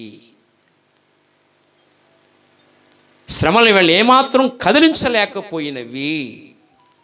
శ్రమలలో కూడా స్థిరులుగా ఉండి ప్రభువుని సేవించారు వీళ్ళు. నీరో చక్రవర్తి కాలంలో క్రైస్తవులను బాధలు పెడుతున్నప్పుడు నవ్వుతూ చచ్చిపోయేవారు వాళ్ళు. నీరో చక్రవర్తి అడిలిపోయాడు. ఏంటి, మనం వీళ్ళని కిరసనాలు వేసి తగలబెడుతున్నాం, పెట్రోల్ వేసి తగలబెడుతున్నాం, వీళ్ళని సింహాలకి ఎర్రగా వేస్తున్నాం, అయినా వీళ్ళు నవ్వుతూ చచ్చిపోతున్నారు, కారణం ఏమిటి అని అడిగితే వాళ్ళు యేసుని అంగీకరించారండి. ఎవరిని అంగీకరించారు? అవును, శ్రమలలో నవ్వుతూ చనిపోయారు. నీ జీవితం అలా ఉండాలి. శ్రమలలో సణుగుడు లేదు, శ్రమలలో గొణుగుడు లేదు. శ్రమలలో దేవుణ్ణి ఆరాధిస్తూ, దేవుణ్ణి ఘనపరుస్తూ దేవుని దగ్గరికి వెళ్ళిపోయారు. మహాశ్రమలలో కూడా తమ వస్త్రాలు అపవిత్రం చేసుకోలేదు వాళ్ళు. గొర్రెపిల్ల రక్తంలో తమ వస్త్రాలు ఉతుక్కుని వాటిని తెలుపు చేసుకొని, వీరు మహాశ్రమల నుండి వచ్చిన వారు. పిచ్చి ప్రేమికులు యేసయ్య అంటే, శ్రమల్లో కూడా చెక్కు చెదరని వారు. వాళ్ళ చిన్న శ్రమ వస్తే చాలు కదిలిపోయే మనస్తత్వాలు, ఊరికనే ఊగిపోయే మనస్తత్వాలు, ఎత్తు పల్లాలు. ఎత్తు పల్లాలు ఏమండి? స్థిరత్వం లేదు, స్థిరమైన మనసు లేదు, ఎత్తు పల్లాలు. ఊరినే పడిపోతాం, ఊరినే లెగుస్తాం. కాస్త పొగిడితే పైకి ఎగిరిపోతాం, కాస్త ఇదైతే మరి కింద పడిపోతాం. ఇలాంటి ఎత్తు పల్లాలు కలిగిన వాళ్ళం మనం. కానీ భక్తులు స్థిరులు, స్థితప్రజ్ఞులు, స్థిరులు, దేవుళ్ళు స్థిరంగా నడిచారు. వాళ్ళు చెక్కు చెదరని వారు. వీరు మహాశ్రమల నుండి వచ్చినవారు. గొర్రెపిల్ల రక్తములో తమ వస్త్రాలు ఉతుక్కుని వాటిని తెలుపు చేసుకునిరి అని చెబుతూ, అందువలన, ఎందువలన? గొర్రెపిల్ల రక్తంలో తమ వస్త్రాలు ఉతుక్కుని శ్రమల్లో కూడా స్థిరంగా ఉన్నారు కనుకనే, అందువలన వారి దేవుని సింహాసనము ఎదుట ఉండి, ఎక్కడుంటారు వాళ్ళు? రేపొద్దున మంగయ్య గారు ఎక్కడుంటారు? దేవుని సింహాసనము ఎదుట ఉండి రాత్రింబగళ్ళు ఆయన ఆలయములో ఆయనను సేవించుచున్నారు. రాత్రింబగళ్ళు ఆయన ఆలయములో ఆయన సేవిస్తారు. రాత్రింబగళ్ళు ఎంత అద్భుతమైన కార్యమో చూడండి. ఆయన ఆలయములో ఉండి ఆయన ఆరాధిస్తారు, ఆయన ఆలయములో ఉండి ఆయన సేవిస్తారు, ఆయన ఆలయములో ఉండి ఆయన ఘనపరుస్తారు. ఎప్పుడు? రాత్రింబగళ్ళు, రాత్రింబగళ్ళు. ఎలాంటి స్వాస్యం తల్లికి దొరికిందో. రాత్రింబగళ్ళను ఆరాధిస్తారు ఆయనని. ఆ తర్వాత మాట, సింహాసనాసీనుడైన వాడు తానే తన గుడారమును వారి మీద కప్పును, తన గుడారము వారి మీద కప్పును. ఇప్పుడు టెంట్ వేశారు కదా, ఈ గుడారం తీసేస్తే మీరు కూర్చుంటారు అక్కడ. ఎందుకని? ఎండ. ఈ గుడారం తీస్తే ఎండ దెబ్బ తగిలేస్తుంది కనుక పరలోకంలో గుడారం కప్పడం అంటే అర్థం ఏంటి చెప్పిన? అక్కడ సొమ్మసిల్లడం కానీ, ఆ ఎండ దెబ్బ కానీ ఇలాంటివి ఏమీ ఉండవు. హాయిగా ప్రశాంతంగా ఏసీలో ఉన్నట్లుగా, సిమ్లాలో ఉన్నట్లుగా, ఊటీలో ఉన్నట్లుగా అక్కడ ఉంటాం. అది చాలా హాయిగా ఉంటుంది ప్రాణం. ఎంతకాలం అది? అమ్మా, యుగ యుగాలు ఆహ్లాదకరంగా ఉంటుంది. మీరు అరకు వెళ్ళారు? ఎప్పుడైనా అరకులో వెళ్ళారా? నేను వెళ్ళలేదు. సిమ్లా వెళ్ళారా? నేను వెళ్ళలేదు. ఊటీ వెళ్ళారా? ఊటీ వెళ్ళారా? నేను వెళ్ళలేదు. ఎంత బాగుంటాయి. ఊటీ కానీ, సిమ్లా కానీ, అరకులోయ కానీ ఇలాంటి ప్రదేశాలు కొన్ని ఉన్నాయి కదా, ఎంత ఆహ్లాదకరంగా ఉంటాయి ఆ ప్లేసులు. అలాగూ దేవుని రాజ్యము కూడా అంత ఆహ్లాదకరంగా, మనసుకి ఎంతో ప్రశాంతత, ఆహ్లాదకరంగా, నెమ్మదిగా, శాంతిగా ఉంటుంది. ఆనందం మనం చెప్పలేనిది అది. ఎంతకాలం అది? యుగ యుగాలు, యుగ యుగాలు. సింహాసనాసీనుడై ఉన్న ఆ దేవుడే వారి మీద తన గుడారమును కప్పును. గుడారాన్ని కప్పుతాడు.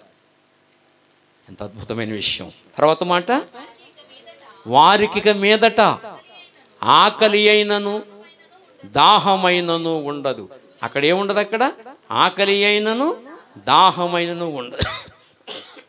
అంటే అక్కడ అసలు తింటూ ఉండదు అనుకోకండి, అవి ఉంటాయి.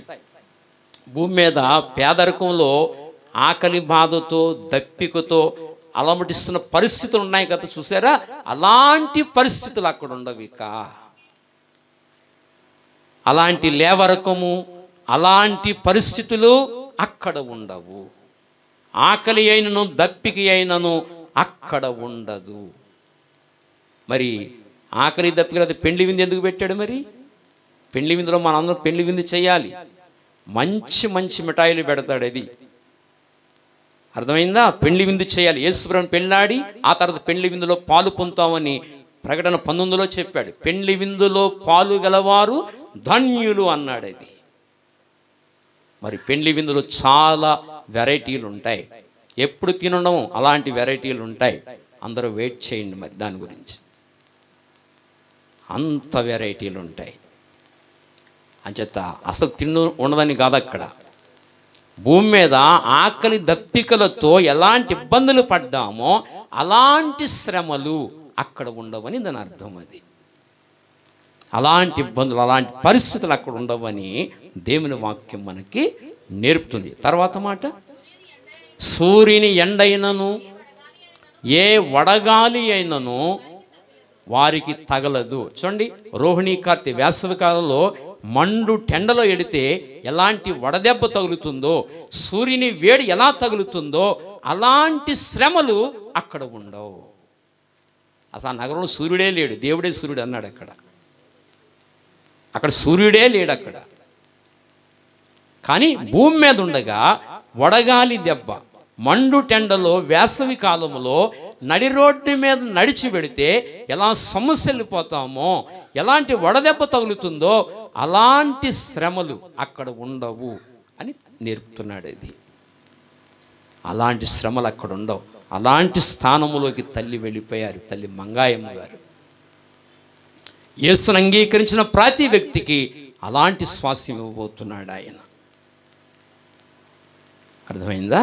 తర్వాత మాట, యాలయనగా సింహాసన మధ్యమందుండు గొర్రె పిల్ల వారికి కాపరి అయి జీవజలముల బుగ్గల యొద్దకు వారిని నడిపించును. జీవజలముల బుగ్గల యొద్దకు వారిని నడిపించును. అమ్మ, ఏ బుగ్గలు? అందరూ చెప్పండి, ఏ బుగ్గలు? భూమి మీద నీటి బుగ్గలు తెలుసా? Water falls. కొండల మించి నీళ్లు పడతాయి, వాటర్ ఫాల్స్ అంటారు వాటిని.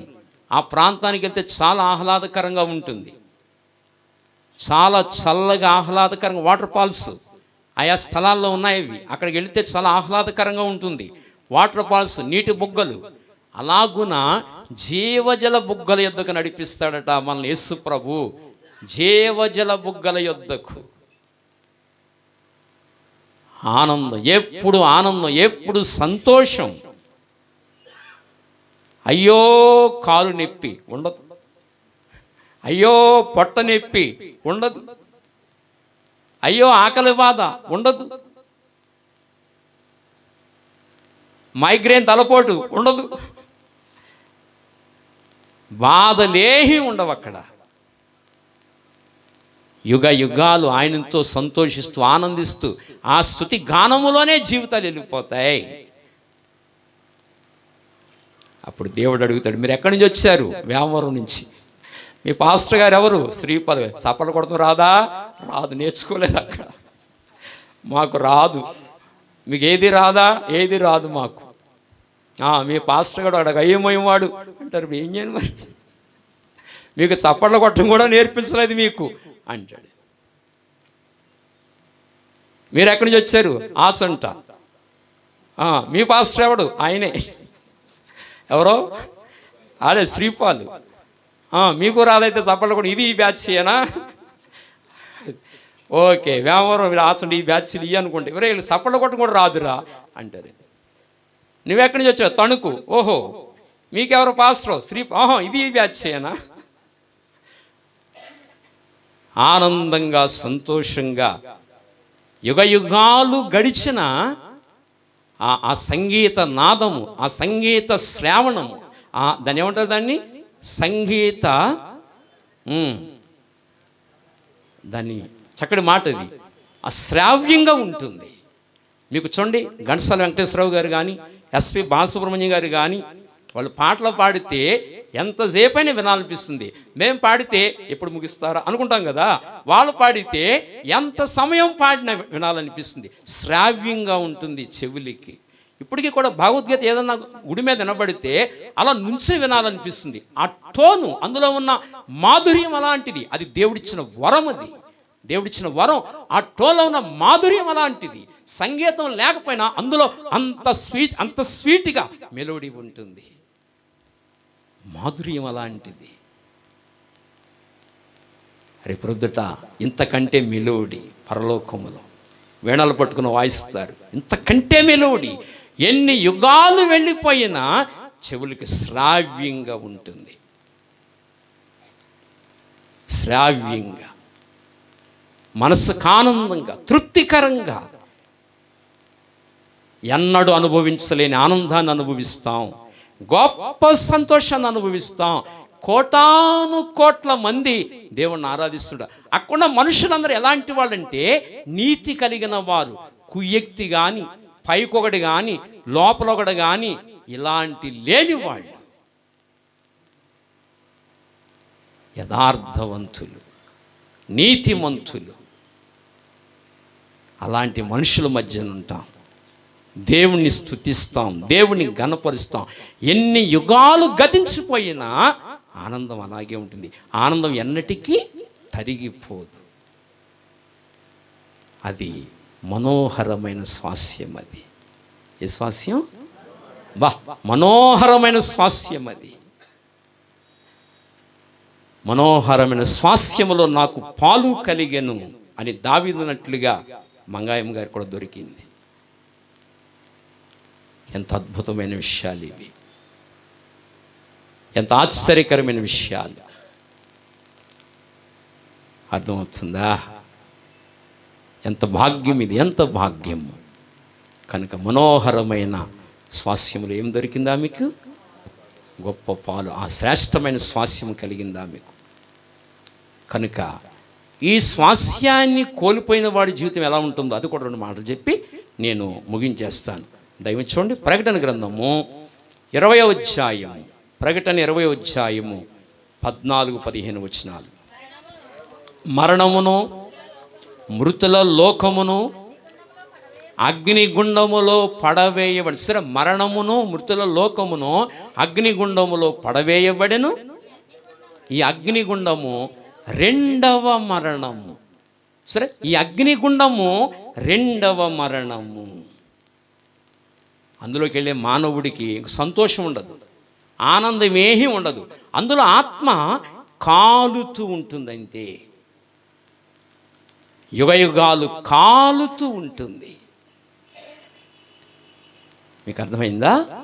నైనం చిందంతి చస్త్రాణి నైనం దహతి పావకః నైనం క్లేదయంత్యాపో నశోషయతి మారుతః నశోషయతి మారుతః.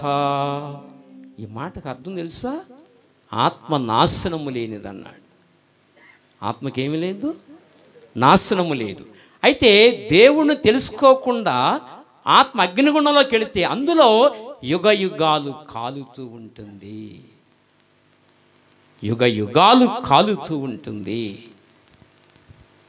అగ్ని గంధకాలతో మండు గుండం అది. చెప్పండి, అగ్ని గంధకాలతో మండు గుండం.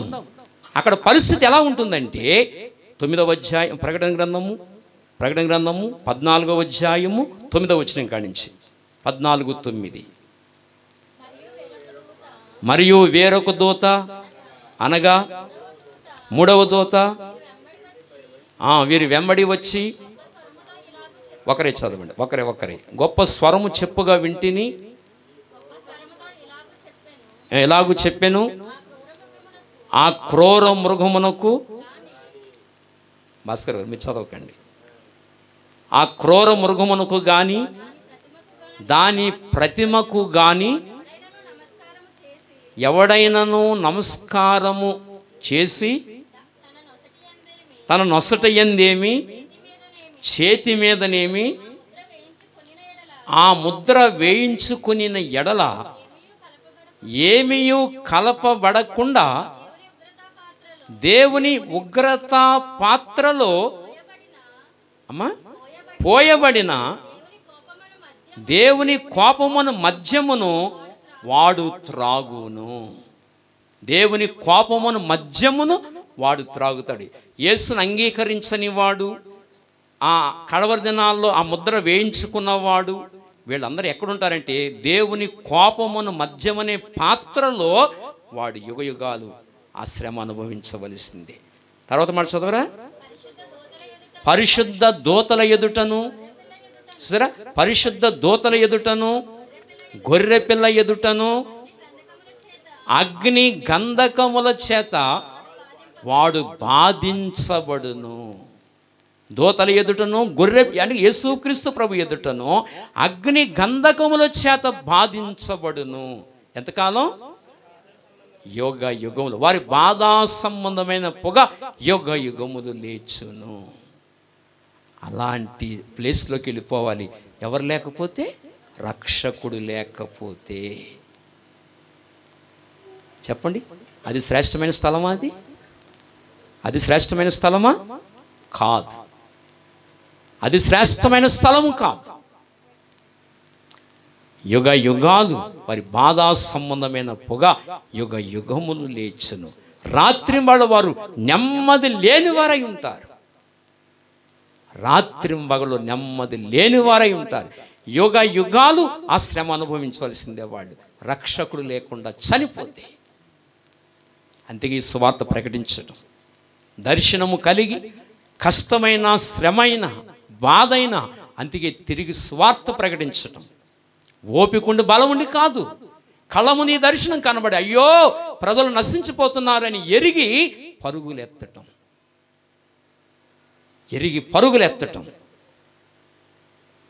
మనుషుని ప్రేమిస్తూ పరిగెత్తటం. ఓపికండి బలముండి కాదు, కళ్ళ ముందు దర్శనం ఉంది కనుక అయ్యో ప్రజలు నశించిపోతున్నారే అని పరుగులెత్తటం.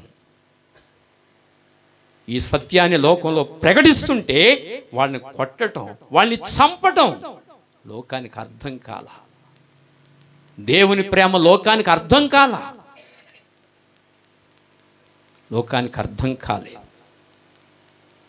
ఎంతోమందిని చంపేసింది లోకం, ఎంతోమందిని చంపేసింది, ఇంకా చంపేస్తుంది. అయినా దేవుని ప్రేమతో పరిగెడుతున్నారు అంతే ఆయన సేవకులు. అర్థమవుతుందా? ఈ దర్శనాన్ని బట్టి ప్రభువునందు ప్రియులారా, కనుక ఇది శ్రేష్టమైన స్థలము కాదు. ఆ స్థలానికి ఎవరు వెళ్ళకూడదని రక్షకుడిగా దిగివచ్చి తన పావన రక్తాన్ని దారులుగా చిందించాడు. ఆయన మానవ జాతికి రక్షకుడయ్యాడు, దారులుగా చిందించాడు. ఏడవబడ్డాడు, పొడవబడ్డాడు, ఏడ్చబడ్డాడు, నిందలు అనుభవించాడు, ఉమ్ములు అనుభవించాడు, కొరడా దెబ్బలు అనుభవించాడు, పిడిగుద్దులు గుద్దేశారు. నిన్నెవరు కొట్టారు చెప్పుకో అన్నారు. దాహం వేస్తుంది మంచినీళ్ళు ఇమ్మంటే చేదు చిరకనందించారు. సృష్టికర్తకి సముద్రాలను సృజించిన వాడు, మహానదులు సృజించిన వాడు చేదు చిరకనందించారు. ప్రియ సోదరుడా, సోదరి, నువ్వు ఆ స్థలానికి వెళ్ళకూడదని నువ్వు ఆ స్థలానికి వెళ్ళకూడదని రక్షకుడయ్యాడు నీకు. నువ్వు ఆ స్థలానికి వెళ్ళకూడదని రక్షకుడయ్యాడు. దేవుని ప్రేమను అర్థం చేసుకుంటావు ఈ రోజైనా? దేవుని ప్రేమను అర్థం చేసుకుని నీ స్వరక్షకునిగా ఆయన అంగీకరించి ధన్యుడివి కమ్మని మనము చేస్తున్నాం. కనుక నీతిమంతురాలైన తల్లి మంగాయము ద్వారా ఈ సువార్త ప్రకటించబడుతుంది. ఆమె ఇచ్చే సందేశం ఇదే. కనుక యేసు ప్రభుని స్వరక్షకునిగా అంగీకరించి ఆ స్థలానికి వెళ్ళకూడదని దేవుని వాక్యం మనల్ని హెచ్చరిస్తుంది. కనుక ప్రభువా, నేను పాపిని తండ్రి, నేను ఘోర పాపిని, నన్ను క్షమించు. నా పాపము కొరకే కలువరి శిలువలో వేలాడి నా శిక్షను అనుభవించావు తండ్రి. నువ్వు కార్చిన రక్తంలో నా ప్రతి పాపమును కడిగి నన్ను శుద్ధీకరించమని ఎవరైతే వినయ మనసుతో ప్రభువుని అంగీకరిస్తారో అలాంటి శ్రేష్టమైన స్వాస్యములకు వారు వెళతారని దేవుని వాక్యం సెలవిస్తుంది. కనుక ఈరోజైనా యేసు ప్రభువుని మీరు రక్షకుడిగా అంగీకరించాలని ఈ సందేశాన్ని తెలియజేస్తూ ఇంతటితో నా మాటలు ముగిస్తున్నాను. ఈ కొద్ది మాటలు దేవుడు మన ఎన్నికల్లో దీవించి ఆశీర్వదించునుగాక. ఆమేన్. చాలా శ్రేష్టమైన రక్షణ సువార్త మనకు అందించారు. శ్రేష్టమైన సంగతులు. నిజంగా మరి ఇటువంటి దైవజనులు మన మధ్య ఉండటం చాలా ఆశీర్వాదములు. చాలా శ్రేష్టమైన సంగతులు. భూమి మీద మనుషులు ఎలాగా జీవించాలి, తర్వాత మరణమైన తర్వాత మనం ఎక్కడికి వెళ్తాం అనేది చాలా చక్కని సందేశాన్ని అందించిన దైవజనులకి నా నిండైన వందనాలు తెలియజేస్తున్నాను. చాలా విషయాలు మనం నేర్చుకున్నాం. మరి మరణము అందరికీ వస్తుంది కదండి. అలాగే ఈరోజు మరి ఆత్మీయ తల్లి మంగయ్యమ్మ గారు ద్వారా రక్షణ సువార్త మనం అందరం విన్నాం. మంగయ్యమ్మ గారు నిజంగా చాలా ధన్యురాలు. ఏం చేతంటే భూమి మీద జీవిస్తూ మనం ఇహము నుంచి పరమకి వెళ్ళాలి కాబట్టి ఇక్కడ జీవిస్తూ వారి కుటుంబాన్ని కట్టుకుంటూ యాత్ర మరి ప్రయాణంలో ఉండి నిత్యమైన నిత్యరాజ్యానికి చేరిపోయింది. హల్లెలూయా. కుటుంబాన్ని కట్టుకున్నారు, బిడ్డలకు అనుకున్నారు, బిడ్డలకి బాధ్యతలన్నీ చక్కగా అమర్చారు. చక్కగా తన జీవన విధానం మంచిగా నడిపించుకున్నారు. అందరినీ క్రీస్తులోకి నడిపించారు. హల్లెలూయా. క్రీస్తులోకి ముందుగా కుమారి గారు, అలాగే మన భాస్కర్ రావు గారు ముందుకు వచ్చారని చెప్పారు. నిజమే. కుమార్తె ద్వారా తల్లి గారికి రక్షణ ఇప్పించారు. ఆ తల్లిగారి ద్వారా తన కుమార్తెలు కూడా రక్షణ పొందుకున్నారు. మన భూమి మీద ఏం కావాలంటే లోకంలో ఉన్న వాటి కాదు, రక్షణ కావాలి. మనకి ఏం కావాలమ్మా? ఆత్మ రక్షణ కావాలి. ఇందాక చెప్పారు కదా, ఆత్మకు మరణం లేదు కదా. ఆత్మకి మరణం లేదు, సావు లేదు, ఎప్పుడు జీవిస్తూ ఉంటుంది. మనము నీతిగా జీవితే నిత్యత్వంలోకి వెళ్తాం. లేకపోతే దేవునికి ఇష్టం కాని క్రియల్లో ఉంటే నిత్య నరకానికి వెళ్ళిపోతాం. ఆత్మ ఎప్పుడు కూడా, ఆ నరకానికి వెళ్ళిన ఆత్మ ఎప్పుడు కూడా మండుతూ జీవిస్తుంటుంది, ఏడుస్తూనే ఉంటుంది. అయితే దేవుని కృపను బట్టి మంగమ్మ గారి ఆత్మ ప్రభులో ఉన్నారు కాబట్టి ప్రభు ఎలా అయితే చనిపోయి నిద్రించి ఆయన చనిపోయి లేచి పరమకు చేరాడో అలాగే మంగమ్మ గారికి కూడా చనిపోయిన ఈమె తిరిగి లేస్తుంది. హల్లెలూయా. క్రీస్తునందు మృతులైన వారు తిరిగి లేస్తారు. అంచేత మంగమ్మ గారి ద్వారా మన చక్కని సువార్త దైవజనులు అందించారు. చాలా శ్రేష్టమైన సంగతులు. ఆ యొక్క 16వ కీర్తన నుంచి చెప్పారు కదా. మన చక్కని మనోహర స్థలములకు మన ఈ మంగమ్మ గారికి పాలుభాగస్తులు అయ్యారు. మనం కూడా ఆ మనోహర స్థలంలో పాలుభాగస్తులు అవుతామా అని ఆలోచించుకోవాలి. మనం వెళ్తామా అక్కడికి? ఆ వారితో కూడా మనము కలుసుకుంటామా? ఆ పరలోక పట్టణంలో మనం జీవిస్తామా అని ఆలోచనని మనం అర్థం చేసుకుంటూ మనం ఎలా ఉన్నాం అని ప్రశ్న వేసుకుంటూ మనం దేవుని భయభక్తిగా ఉందాం. దేవుడు తప్పనిసరిగా మనకి అందరికీ మరణం వస్తుంది. ఎటువంటి వారికి మరణం వస్తుంది, గొప్ప గొప్ప వారికి మరణం వస్తుంది, నీతిమంతులకు మరణం వస్తుంది. ఆయన మరణమును తప్పించిన నరుడు ఎవడు లేరు కదా. అంచేత ఈ మరణం నుంచి తప్పించడానికి మనం చనిపోయిన తిరిగి లేపే దేవుడు మనకున్నాడు కాబట్టి ఆయన కలిగి ఉందాం.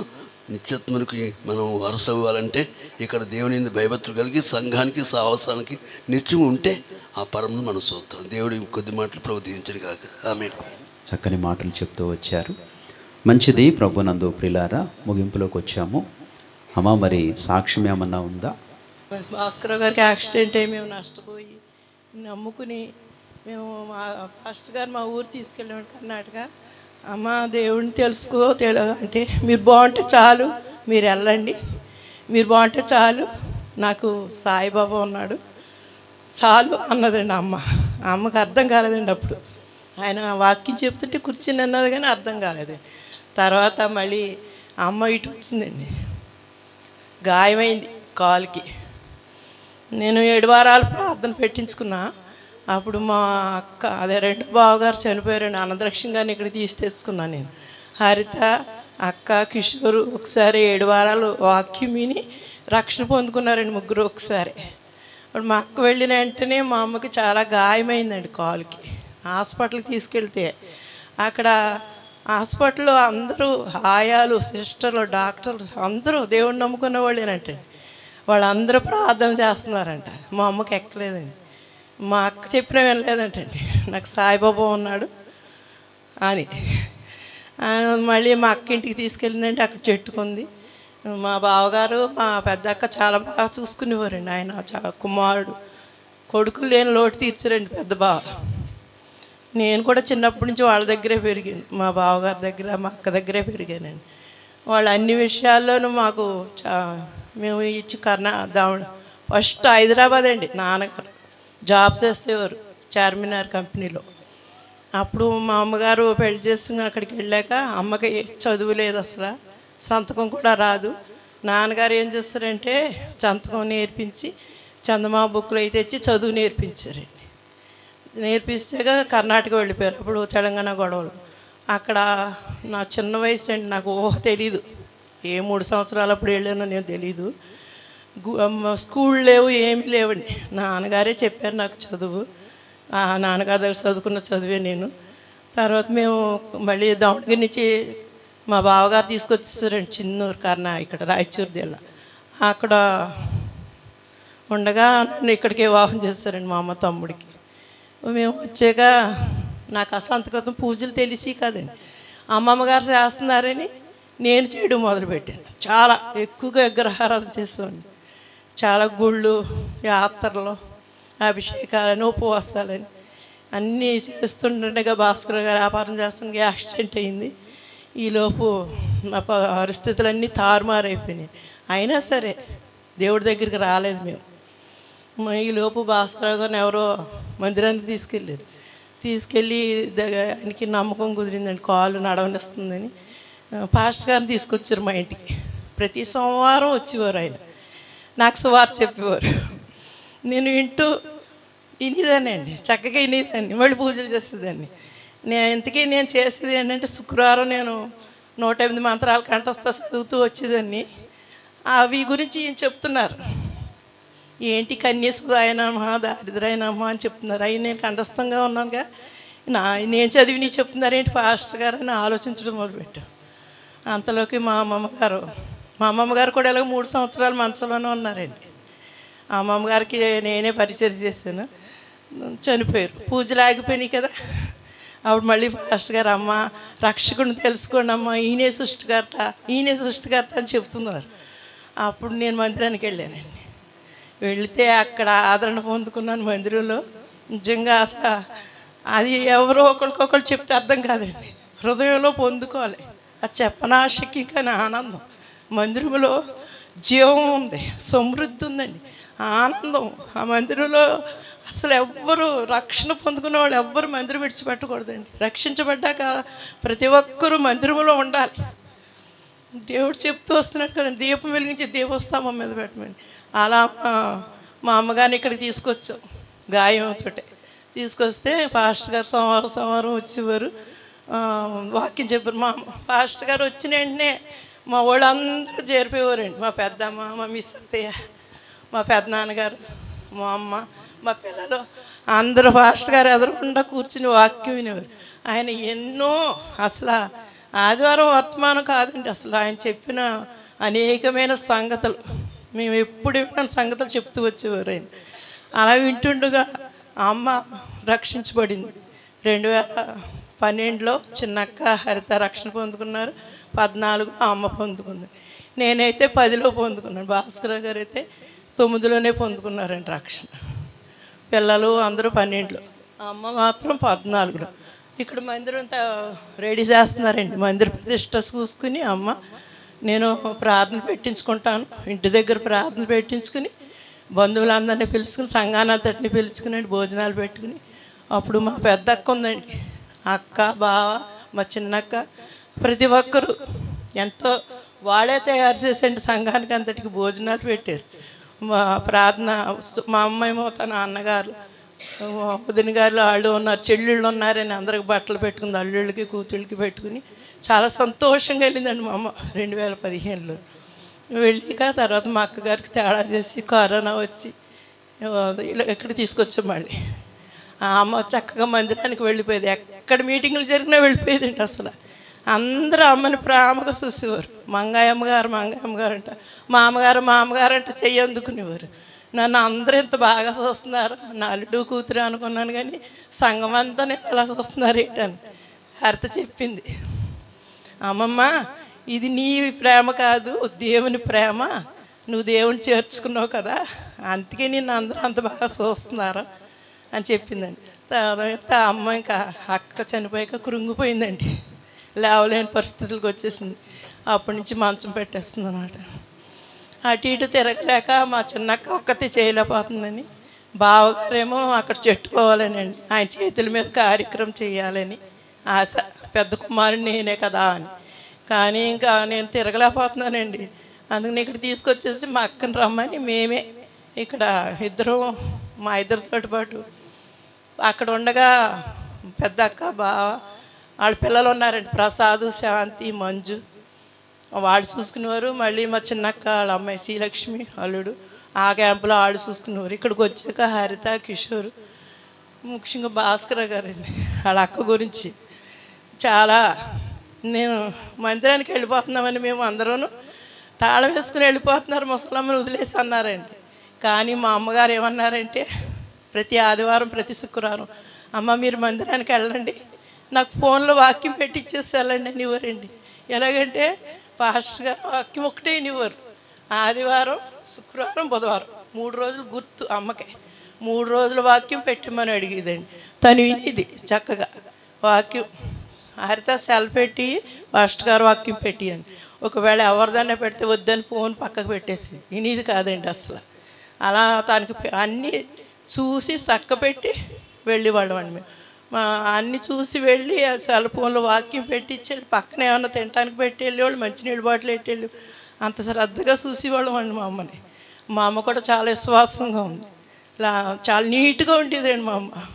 ప్రతిరోజు స్నానం చేయించమని, మనవలే కాదండి, మనవరాల కన్నా ఎక్కువగా వెన్నెల మోహన్ కుమార్తె చాలా బాగా పరిచయం చేసింది మా అమ్మకి. ఇక మన సంఘం అంతా చాలా ఆదరించారండి. అసలు ఆ నైటు ఎవరూ లేరు అమ్మ బాడీ దగ్గర. మనకు సంఘస్థులు మోహను, అనిలు, సురేష్, అచ్చిబాబు, చాలా ఈ కుర్రోళ్ళు అందరూ కూర్చుని తెల్లవాళ్ళు కూర్చున్నారు, చాలా శ్రమ పడ్డారు. సంఘం అంతా చాలా ఆదరించారు. చనిపోయే ముందు కూడా అమ్మ పాస్టర్ గారి చేత, రామకృష్ణ గారి చేత, యోహాన్ గారి చేత, ముగ్గురు చేత ప్రార్థన చేయించుకుందండి. చేయించుకుని మళ్ళీ రామకృష్ణ గారు ఇంటికి వచ్చారు, భార్య భర్త ఇద్దరు. ఆయన చేతులు పెట్టుకుని ప్రభు చిత్తం అవ్వలేదు కోసం నా కోసం బాగా ప్రార్థన చేయండి అని అడిగిందండి. నాకైతే చాలా బాధ దుఃఖం వచ్చింది. కానీ ఈ సంతోషం, ఈ ఆనందం అమ్మ కోరుకున్నట్టుగా జరిగింది. పాస్టర్ గారు చేతులు పెట్టుకుని అడిగింది, మీ చేతుల మీదుగా నా సమాధి కార్యక్రమం చేయాలని. మళ్ళీ నేను తీసుకొచ్చేసేదాడు అక్కడ మా బావగారు చేతులు పెట్టుకుని, నాగేశ్వరరావు గారు నేను బేబీ దగ్గరికి వెళ్ళిపోతున్నాను, మరి అక్కడే ఉంటాను, నేను చనిపోయాక బేబీ ఫోన్ చేస్తుంది, మీరు అందరూ వచ్చి నా కార్యక్రమం చక్కగా చెయ్యండి అని చెప్పి మరి అమ్మ కోరిక తీర్చమని అడిగిందండి. అందరూ సహకరించారు. ముఖ్యంగా మా బావగారు, ఆయనకైతే ఆశ అక్కడ చేసుకోవాలి. అక్కడ నాన్నగారికి చేశారు కదా, అక్కకి చేశారు, వాళ్ళ అమ్మగారికి చేశారు అక్కడ. మా అమ్మను కూడా అక్కడ చేయాలని. కానీ పాపం ఆయన పరిస్థితి మా అక్క లేదు కదా, అందు గురించి ఇంకా మేము ఇక్కడ ఉంచుకోవడం వల్ల తప్పని పరిస్థితుల్లో ఇప్పుడు ఆయన ఇక్కడ చేయగలుస్తున్నారు. మళ్ళీ అక్కడ చేసుకుంటారండి ఆయన 13వ రోజున మళ్ళీ అక్కడ. ఇక్కడ అంతకు ఉండిపోయారండి అందరూ. వారి బిడ్డలు, వారి మానవులు, మా అమ్మకి అందరూ వచ్చారండి. చెల్లెలు, తమ్ముడు, ఆయన నడిగడ్డలు ఉంటారండి గంగరాజు గారు, ఆయన భార్య, మనవరాళ్ళు అందరూ వచ్చారు. చెల్లెలు, తోటికోడలు, మొత్తం బంధువులు, మా అమ్మ బంధువులు అందరూ వచ్చారండి. అందరూ సంఘం అంతా వచ్చారు. మా అమ్మ విషయంలో మొత్తం అన్ని సంఘాల వాళ్ళు వచ్చారండి ఈ విషయంలో. ముఖ్యంగా హరిత కారుకురాలండి అమ్మ రక్షణలోకి రావడానికి. ఎందుకంటే మా అమ్మ నమ్మట్లేదని నేను మా అక్క కోసం, మా అమ్మ కోసం నేను ఒక్కదాన్నే చేసేదాన్ని ప్రార్థన. నాకు సహకారిగా దేవుడు మా అమ్మాయిని పంపించాడు. అమ్మ మన ఇద్దరం అమ్మమ్మ కోసం ప్రార్థన చేద్దాం, ఎలాగైనా అమ్మమ్మని తీసుకొచ్చి రక్షణింపించాను మనం అని పట్టుదలగా ప్రార్థన చేస్తుందండి. తర్వాత మా అక్క కోసం చేస్తామండి. ఆ అక్క లాస్ట్ దినాల్లో నమ్ముకుంది కానీ రక్షణ పొందుకోలేదు. పెద్ద అక్క వెళ్ళిపోయిందండి. ఆత్మీయ తండ్రి గారు పునాది వాక్యము స్థిరముగా అయింది. కథలను వారం స్థిరులుగా ఉంటుంది. ఎన్ని శ్రమలు, ఎన్ని ఇబ్బందులు వచ్చినా నేను అలా నిలబడగలిగానంటే వాక్యమే నన్ను ఇంతగా బలపరుస్తూ వచ్చింది. అందుకు నేను ఎప్పుడూ దేవాదేవుని కృతజ్ఞతలు చెల్లిస్తున్నాను. ముఖ్యంగా మా అమ్మ విషయంలో మేము 3 సంవత్సరాలు చాలా ఇబ్బంది పడతానే వచ్చింది. నాకు ఆరోగ్యం బాగాలేదండి, నడుము బాధ, కాలు బాధ, సహకరించట్లేదు. అయినప్పటికీ మా అక్క హరిత, మా ఆయన గారు చాలా, కిషోర్ ఈ మధ్యలో హైదరాబాద్ వెళ్ళిపోయాడు. కిషోర్ ఉండగా కిషోర్లో అవి తీసుకొచ్చేపెట్టేవాడు అండి స్నానాన్ని. చాలా సహకారంగా ఉన్నారు అందరూ. సంఘం అంతా ఎప్పుడూ ప్రార్థన, ప్రతి ఒక్కరి నోట్లోనూ మంగాయమ్మ గారి పేరు పలుకుతూనే ఉండేది. అందరూ బాగా ఆదరించారండి. అందుకు మీకు వందనాలండి. సంఘానికి అంతటికి వందనాలు. అందరూ భోజనం చేసేయాలండి, ప్రతి ఒక్కరూ భోజనాలు చేసేయాలండి. నిజంగా మంగాయమ్మ గారు నిజంగా వారి ఆశ దేవుడు అద్భుతంగా నెరవేర్చాడు. ఆశ గల ప్రాణాన్ని ఎప్పుడు దేవుడు తృప్తిపరుస్తాడు. ఆత్మీయ తండ్రి చేతుల మీదుగా వెళ్ళాలి అన్న ఒక కోరిక బలంగా ఉండేది తల్లికి. ఆ కోరికను దేవుడు నెరవేర్చాడు. అంటే ఆ తల్లికి అంత కోరిక ఎందుకంటే కర్ణాటకలో ఉన్నారు కదా, అక్కడ పెద్దల్లుడు గారు చేస్తానని ఆయన అనేవారు. తర్వాత మరి ఈ నా సేవకుని చేతి మీద జరగాలని కోరిక. నిజంగా ఆ కోరికను బట్టి ఆవిడ ఇక్కడ రావడం, ప్రియులందరూ ఇక్కడ పరిచర్య చేయడం అనేది జరిగింది. నిజంగా ఆవిడ ఆశించిన రీతిగానే దేవుడు అద్భుతంగా సమాధి కార్యక్రమానికి ఉండడానికి దేవుడు నాకు అవకాశం ఇచ్చారు. ఈరోజు కూడా శంకుస్థాపన కార్యక్రమం ఒకటి ఉంది. అది వాయిదా వేసి, వాళ్ళని ఒప్పించి వాయిదా వేసి ఇక్కడికి రావడానికి ప్రభు సహాయం చేశారు. నిజంగా ఆవిడ కోరుకున్నట్లుగానే ఈ కార్యం జరిగింది. శంకుస్థాపన పెట్టిన ఈరోజు తర్వాత ఈ కౌరు తెలిసింది. ఆ ప్రియులు కూడా చాలా సంతోషంగా, అయ్యా మీ ఇష్టం, మీరు అక్కడ ఉండాలేమో ఖచ్చితంగా, మీరు వెళ్ళండి, నాకు సోమవారం పెట్టండి అన్నారు. ఆ కార్యక్రమం సోమవారం మార్చి నేను ఇక్కడ రావటం జరిగింది. నిజంగా ఆవిడ ఆశించిన రీతిగానే ఈ కార్యం అంతా జరిగింది. దేవుడి నామానికి మహిమ కలుగునుగాక. అలాగే కూతుళ్ళు కూడా మంచి పరిచర్య చేశారు. మంగాయమ్మ గారికి ఆ కూతుళ్ళు, అలాగే హరిత, కిషోరు, స్వర్ణ, అదే రీతిగా ప్రియులు మరి నాగేశ్వరరావు గారు వాళ్ళు కూడా మంచిగా చూసుకున్నారు. ఆరోగ్యాలు బాగున్నప్పుడు అందరూ కూడా మంచి పరిచర్య చేశారు. నిజంగా అందరిలో మంచితనంగా ఆవిడ పరలోకానికి వెళ్ళిపోయారు. దేవుడి నామానికి మహిమ కలుగునుగాక. మరి చివరి ప్రార్థన ఆశీర్వాదంతో మనం ముగించుకుందాం. ప్రేమ కలిగిన మా మహాపరిశుద్ధ పరమ తండ్రి, మీ నామము గొప్పదినైనా ఘనమైంది. మానవుణ్ణి ఆదరించడానికే ఈ లోకానికి వచ్చావు. శ్రమలలో, కష్టాలలో, మరణ సమయాల్లో, అన్ని పరిస్థితులలో కృంగిన మానవుడిని లేవనెత్తడానికి, మానవుణ్ణి ఆదరించడానికి, మానవుని యొక్క మరణాన్ని మృంగివేసి మానవుడికి నిత్య జీవాన్నిచ్చి నీతో సంతోషంగా, ఆనందంగా, సుఖంగా జీవించాలని ఈ మానవుడు ఎంతగా ప్రేమించిన దేవుడుగా నిన్ను నీవు ప్రత్యక్షపరుచుకున్నావు. మానవుని యొక్క సుఖాన్ని కోరిన దేవుడు, మానవుని యొక్క ఆనందాన్ని కోరిన దేవుడు, ఎన్నిక లేని మానవుని పట్ల ఎంతో ప్రేమను చూపిన దేవుడు. ఈ లోకంలో నీతో ఏది సాటి కాదు, నీకు నీవే సాటి, నీవే గొప్పవాడివి. నీకన్నా గొప్ప వస్తువు కానీ, నీకన్నా గొప్ప వ్యక్తి కానీ, నీకన్నా గొప్పది ఏది లోకంలో విశ్వంలో లేదు. అంత గొప్పవాడివైన నీవు ఎన్నిక లేని మానవుడి కొరకు దిగివచ్చి ప్రాణం పెట్టావు తండ్రి. పురుగు వంటి మానవుని కొరకు, దుమ్ము ధూళి వంటి మానవుని కొరకు, ఎన్నిక లేని గడ్డి పువ్వు లాంటి మానవుని కొరకు దిగివచ్చి ప్రాణం పెట్టావు తండ్రి. నీ ప్రేమ ఎంతో ఉన్నతమైంది కనుక ఈ సమయంలో నేను కొనియాడుతూ కీర్తిస్తూ, తల్లి మంగాయమ్మ గారి జీవితంలో మీరు చూపిన ఈ కృపలన్నిటి కొరకు నీకు స్తోత్రాలు. భూమి మీద ఉండగా తల్లికి రక్షణ భాగ్యం ఇచ్చారు, అవకాశం ఇచ్చారు, నూతన జన్మ పొందడానికి తండ్రి మనోహర స్థలములో పాలిచ్చారు. మనోహర స్థలములో నాటి శ్రేష్టమైన స్వాస్యము ఆమెకు కలుగునట్లుగా చేశారు తండ్రి.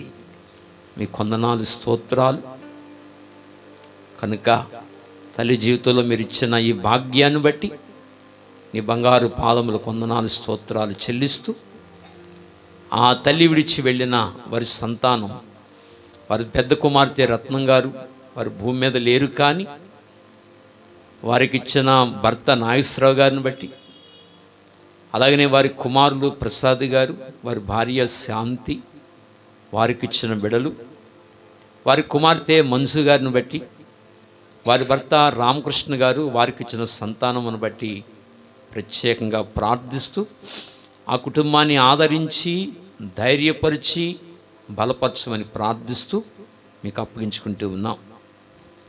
అలాగే రెండవ కుమార్తె అనంతలక్ష్మి గారిని బట్టి, వారి భర్త భూమి మీద అయితే లేరు, కానీ ఆ కుటుంబాన్ని బట్టి ప్రార్థిస్తున్నాం.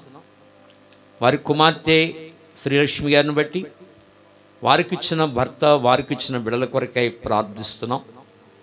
ఆ కుటుంబాన్ని కూడా మీరు ఆదరించి ధైర్యపరిచి బలపరచండి. అలాగే వారి మూడవ కుమార్తె కుమారి గారిని బట్టి, వారి భర్త భాస్కర్రావు గారిని బట్టి, వారికి ఇచ్చిన కుమార్తె హరిత, కుమారుడు కిషోరు, కోడలు స్వర్ణ, వారికి ఇచ్చిన కుమారుడు కిరణ్ బట్టి ప్రార్థన చేస్తున్నాం. ఈ ప్రియులందరినీ మీరు ఆదరించి ధైర్యపరిచి బలపరచండి. స్వర్ణ వారి తల్లిగారిని రక్త సంబంధాలను కూడా జ్ఞాపం చేసుకుని మంచి ఆదరణ, ధైర్యము, ఓదార్పును దయచేయండి. అలాగే ఈ సమయంలో మంగాయమ్మ గారి యొక్క తమ్ముడు గారు గంగరాజు గారిని బట్టి, అలాగే వారి సతీమణి మా ప్రియ సహోదరి వారిని బట్టి, వారికి ఇచ్చిన బిడ్డలను బట్టి ప్రార్థన చేస్తున్నాం. వారి పెద్దన్నయ్య గారి కుమారులను బట్టి, వారికి ఇచ్చిన కుటుంబాల కొరకు ప్రార్థిస్తున్నాం. ఈ రీతిగా ఈ కుటుంబ రక్త సంబంధులు, బంధుమిత్రులందరినీ పేరు పేరు వరుసన జ్ఞాపం చేసుకుని, ఈ తల్లి యొక్క ఎడబాటును బట్టి దుఃఖములో ఉన్న వారి హృదయాల్ని ఆదరించమని, ఒకని తల్లి వారిని ఆదరించినట్లు నేను ఆదరిస్తానని చెప్పిన దేవుడవు కనుక నీవే వీరిని ఆదరించి హృదయాలకు ధైర్యాన్ని ప్రసాదించమని, గుండె చెదరిన వారిని బాగు చేయవాడు కనుక నీవే వారి గుండెను బాగు చేసి ధైర్యం ఇచ్చి బలపరచవలసిందిగా మీ సన్నిధిలో ప్రార్థన చేస్తూ, తల్లి మంగాయమ్మ గారు ఆశించినట్లుగాని మరి నాయన అన్ని సంఘాల నుండి కొద్దిమందిగా రాగలిగారు. వచ్చిన మా ప్రియులందరినీ బట్టి నీ బంగారు పాదములకు వందనాలు స్తోత్రాలు చెల్లిస్తూ, భూస్థాపన కార్యక్రమంలో మరణ సమయంలో సంఘం ఆదరించిన విధానాన్ని బట్టి వందనాలు, ప్రయాసపడిన బిడ్డలందరినీ, సంఘ బిడ్డలందరినీ దీవించి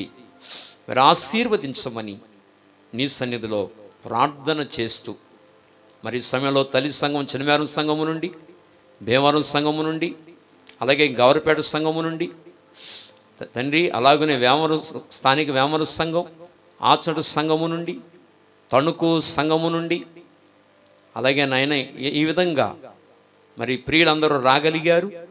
కొద్దిమందిగా రాగలిగారు. వచ్చిన వారిని అందరిని బట్టి నీకు కృతజ్ఞతాస్తుతులు చెల్లిస్తున్నాం. నెడదల నుంచి వచ్చిన దైవ సేవకులు కృపానంద గారిని బట్టి మీ కొందనాలు.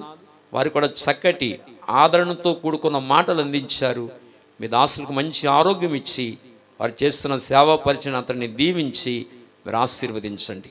ఇంతవరకు నడిపించిన తమ్ముణ్ణి, తన కుటుంబాన్ని, పరిచయని దీవించి మీరు ఆశీర్వదించండి. పాటలు పాడిన వారిని, ప్రార్థించిన వారిని, వాయిద్యాలు వాయించిన ప్రియులను, సౌండ్ ఆపరేటింగ్ చేసిన బిడ్డలందరినీ, ఇక్కడ మంచి పరిచయం చేసిన బిడ్డలందరినీ దీవించి మీరు ఆశీర్వదించమని నీ పాద సన్నిధిలో ప్రార్థన చేస్తూ మరొకసారి ఈ కుటుంబాన్ని మీ చేతులకు అప్పగించుకుంటూ మీ దాసుని నన్ను కూడా జ్ఞాపకం చేసుకోమని కోరుకుంటూ, ఇంతవరకు ఈ కార్యం అంతటిలో మీరు సహాయపడుతూ వచ్చినందుకై వందనాలు, స్తోత్రాలు చెల్లించుకుంటూ, ఇంకా ఈ యొక్క తల్లి ఆదరణ కూడికలో యేసు ప్రభు ఎవరో ఇంకా తెలియని వారు ఉంటే, నిన్ను వాస్తవంగా గ్రహించి నిన్ను రక్షకుడిగా అంగీకరించగలిగే ధన్యత మీరు దయచేయమని నీ పాదసంలో ప్రార్థన చేస్తూ, మహిమ చక్కటి సాక్ష్యం పంచుకున్న మా సోదరి కుమారి గారిని బట్టి కూడా ప్రార్థన చేస్తూ ఈ కుటుంబానికి తగిన ఆదరణ దయచేయమని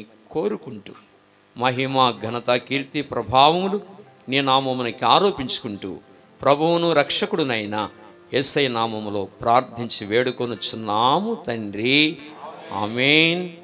మన తండ్రి అయిన దేవుని దీవెనయు, పరిశుద్ధాత్మిక అన్యోన్య సహవాసము, క్రీస్తు వారి యొక్క నిత్య కృప, ఆదరణ ఈరోజు మీటింగ్ ఏర్పాటు చేసుకున్న ప్రియ కుటుంబాలకును చేరవచ్చిన మనందరికీ దేవుడు ఆదరించి సదాకాలము నడిపించునుగాక. ఆమేన్. ఆమేన్.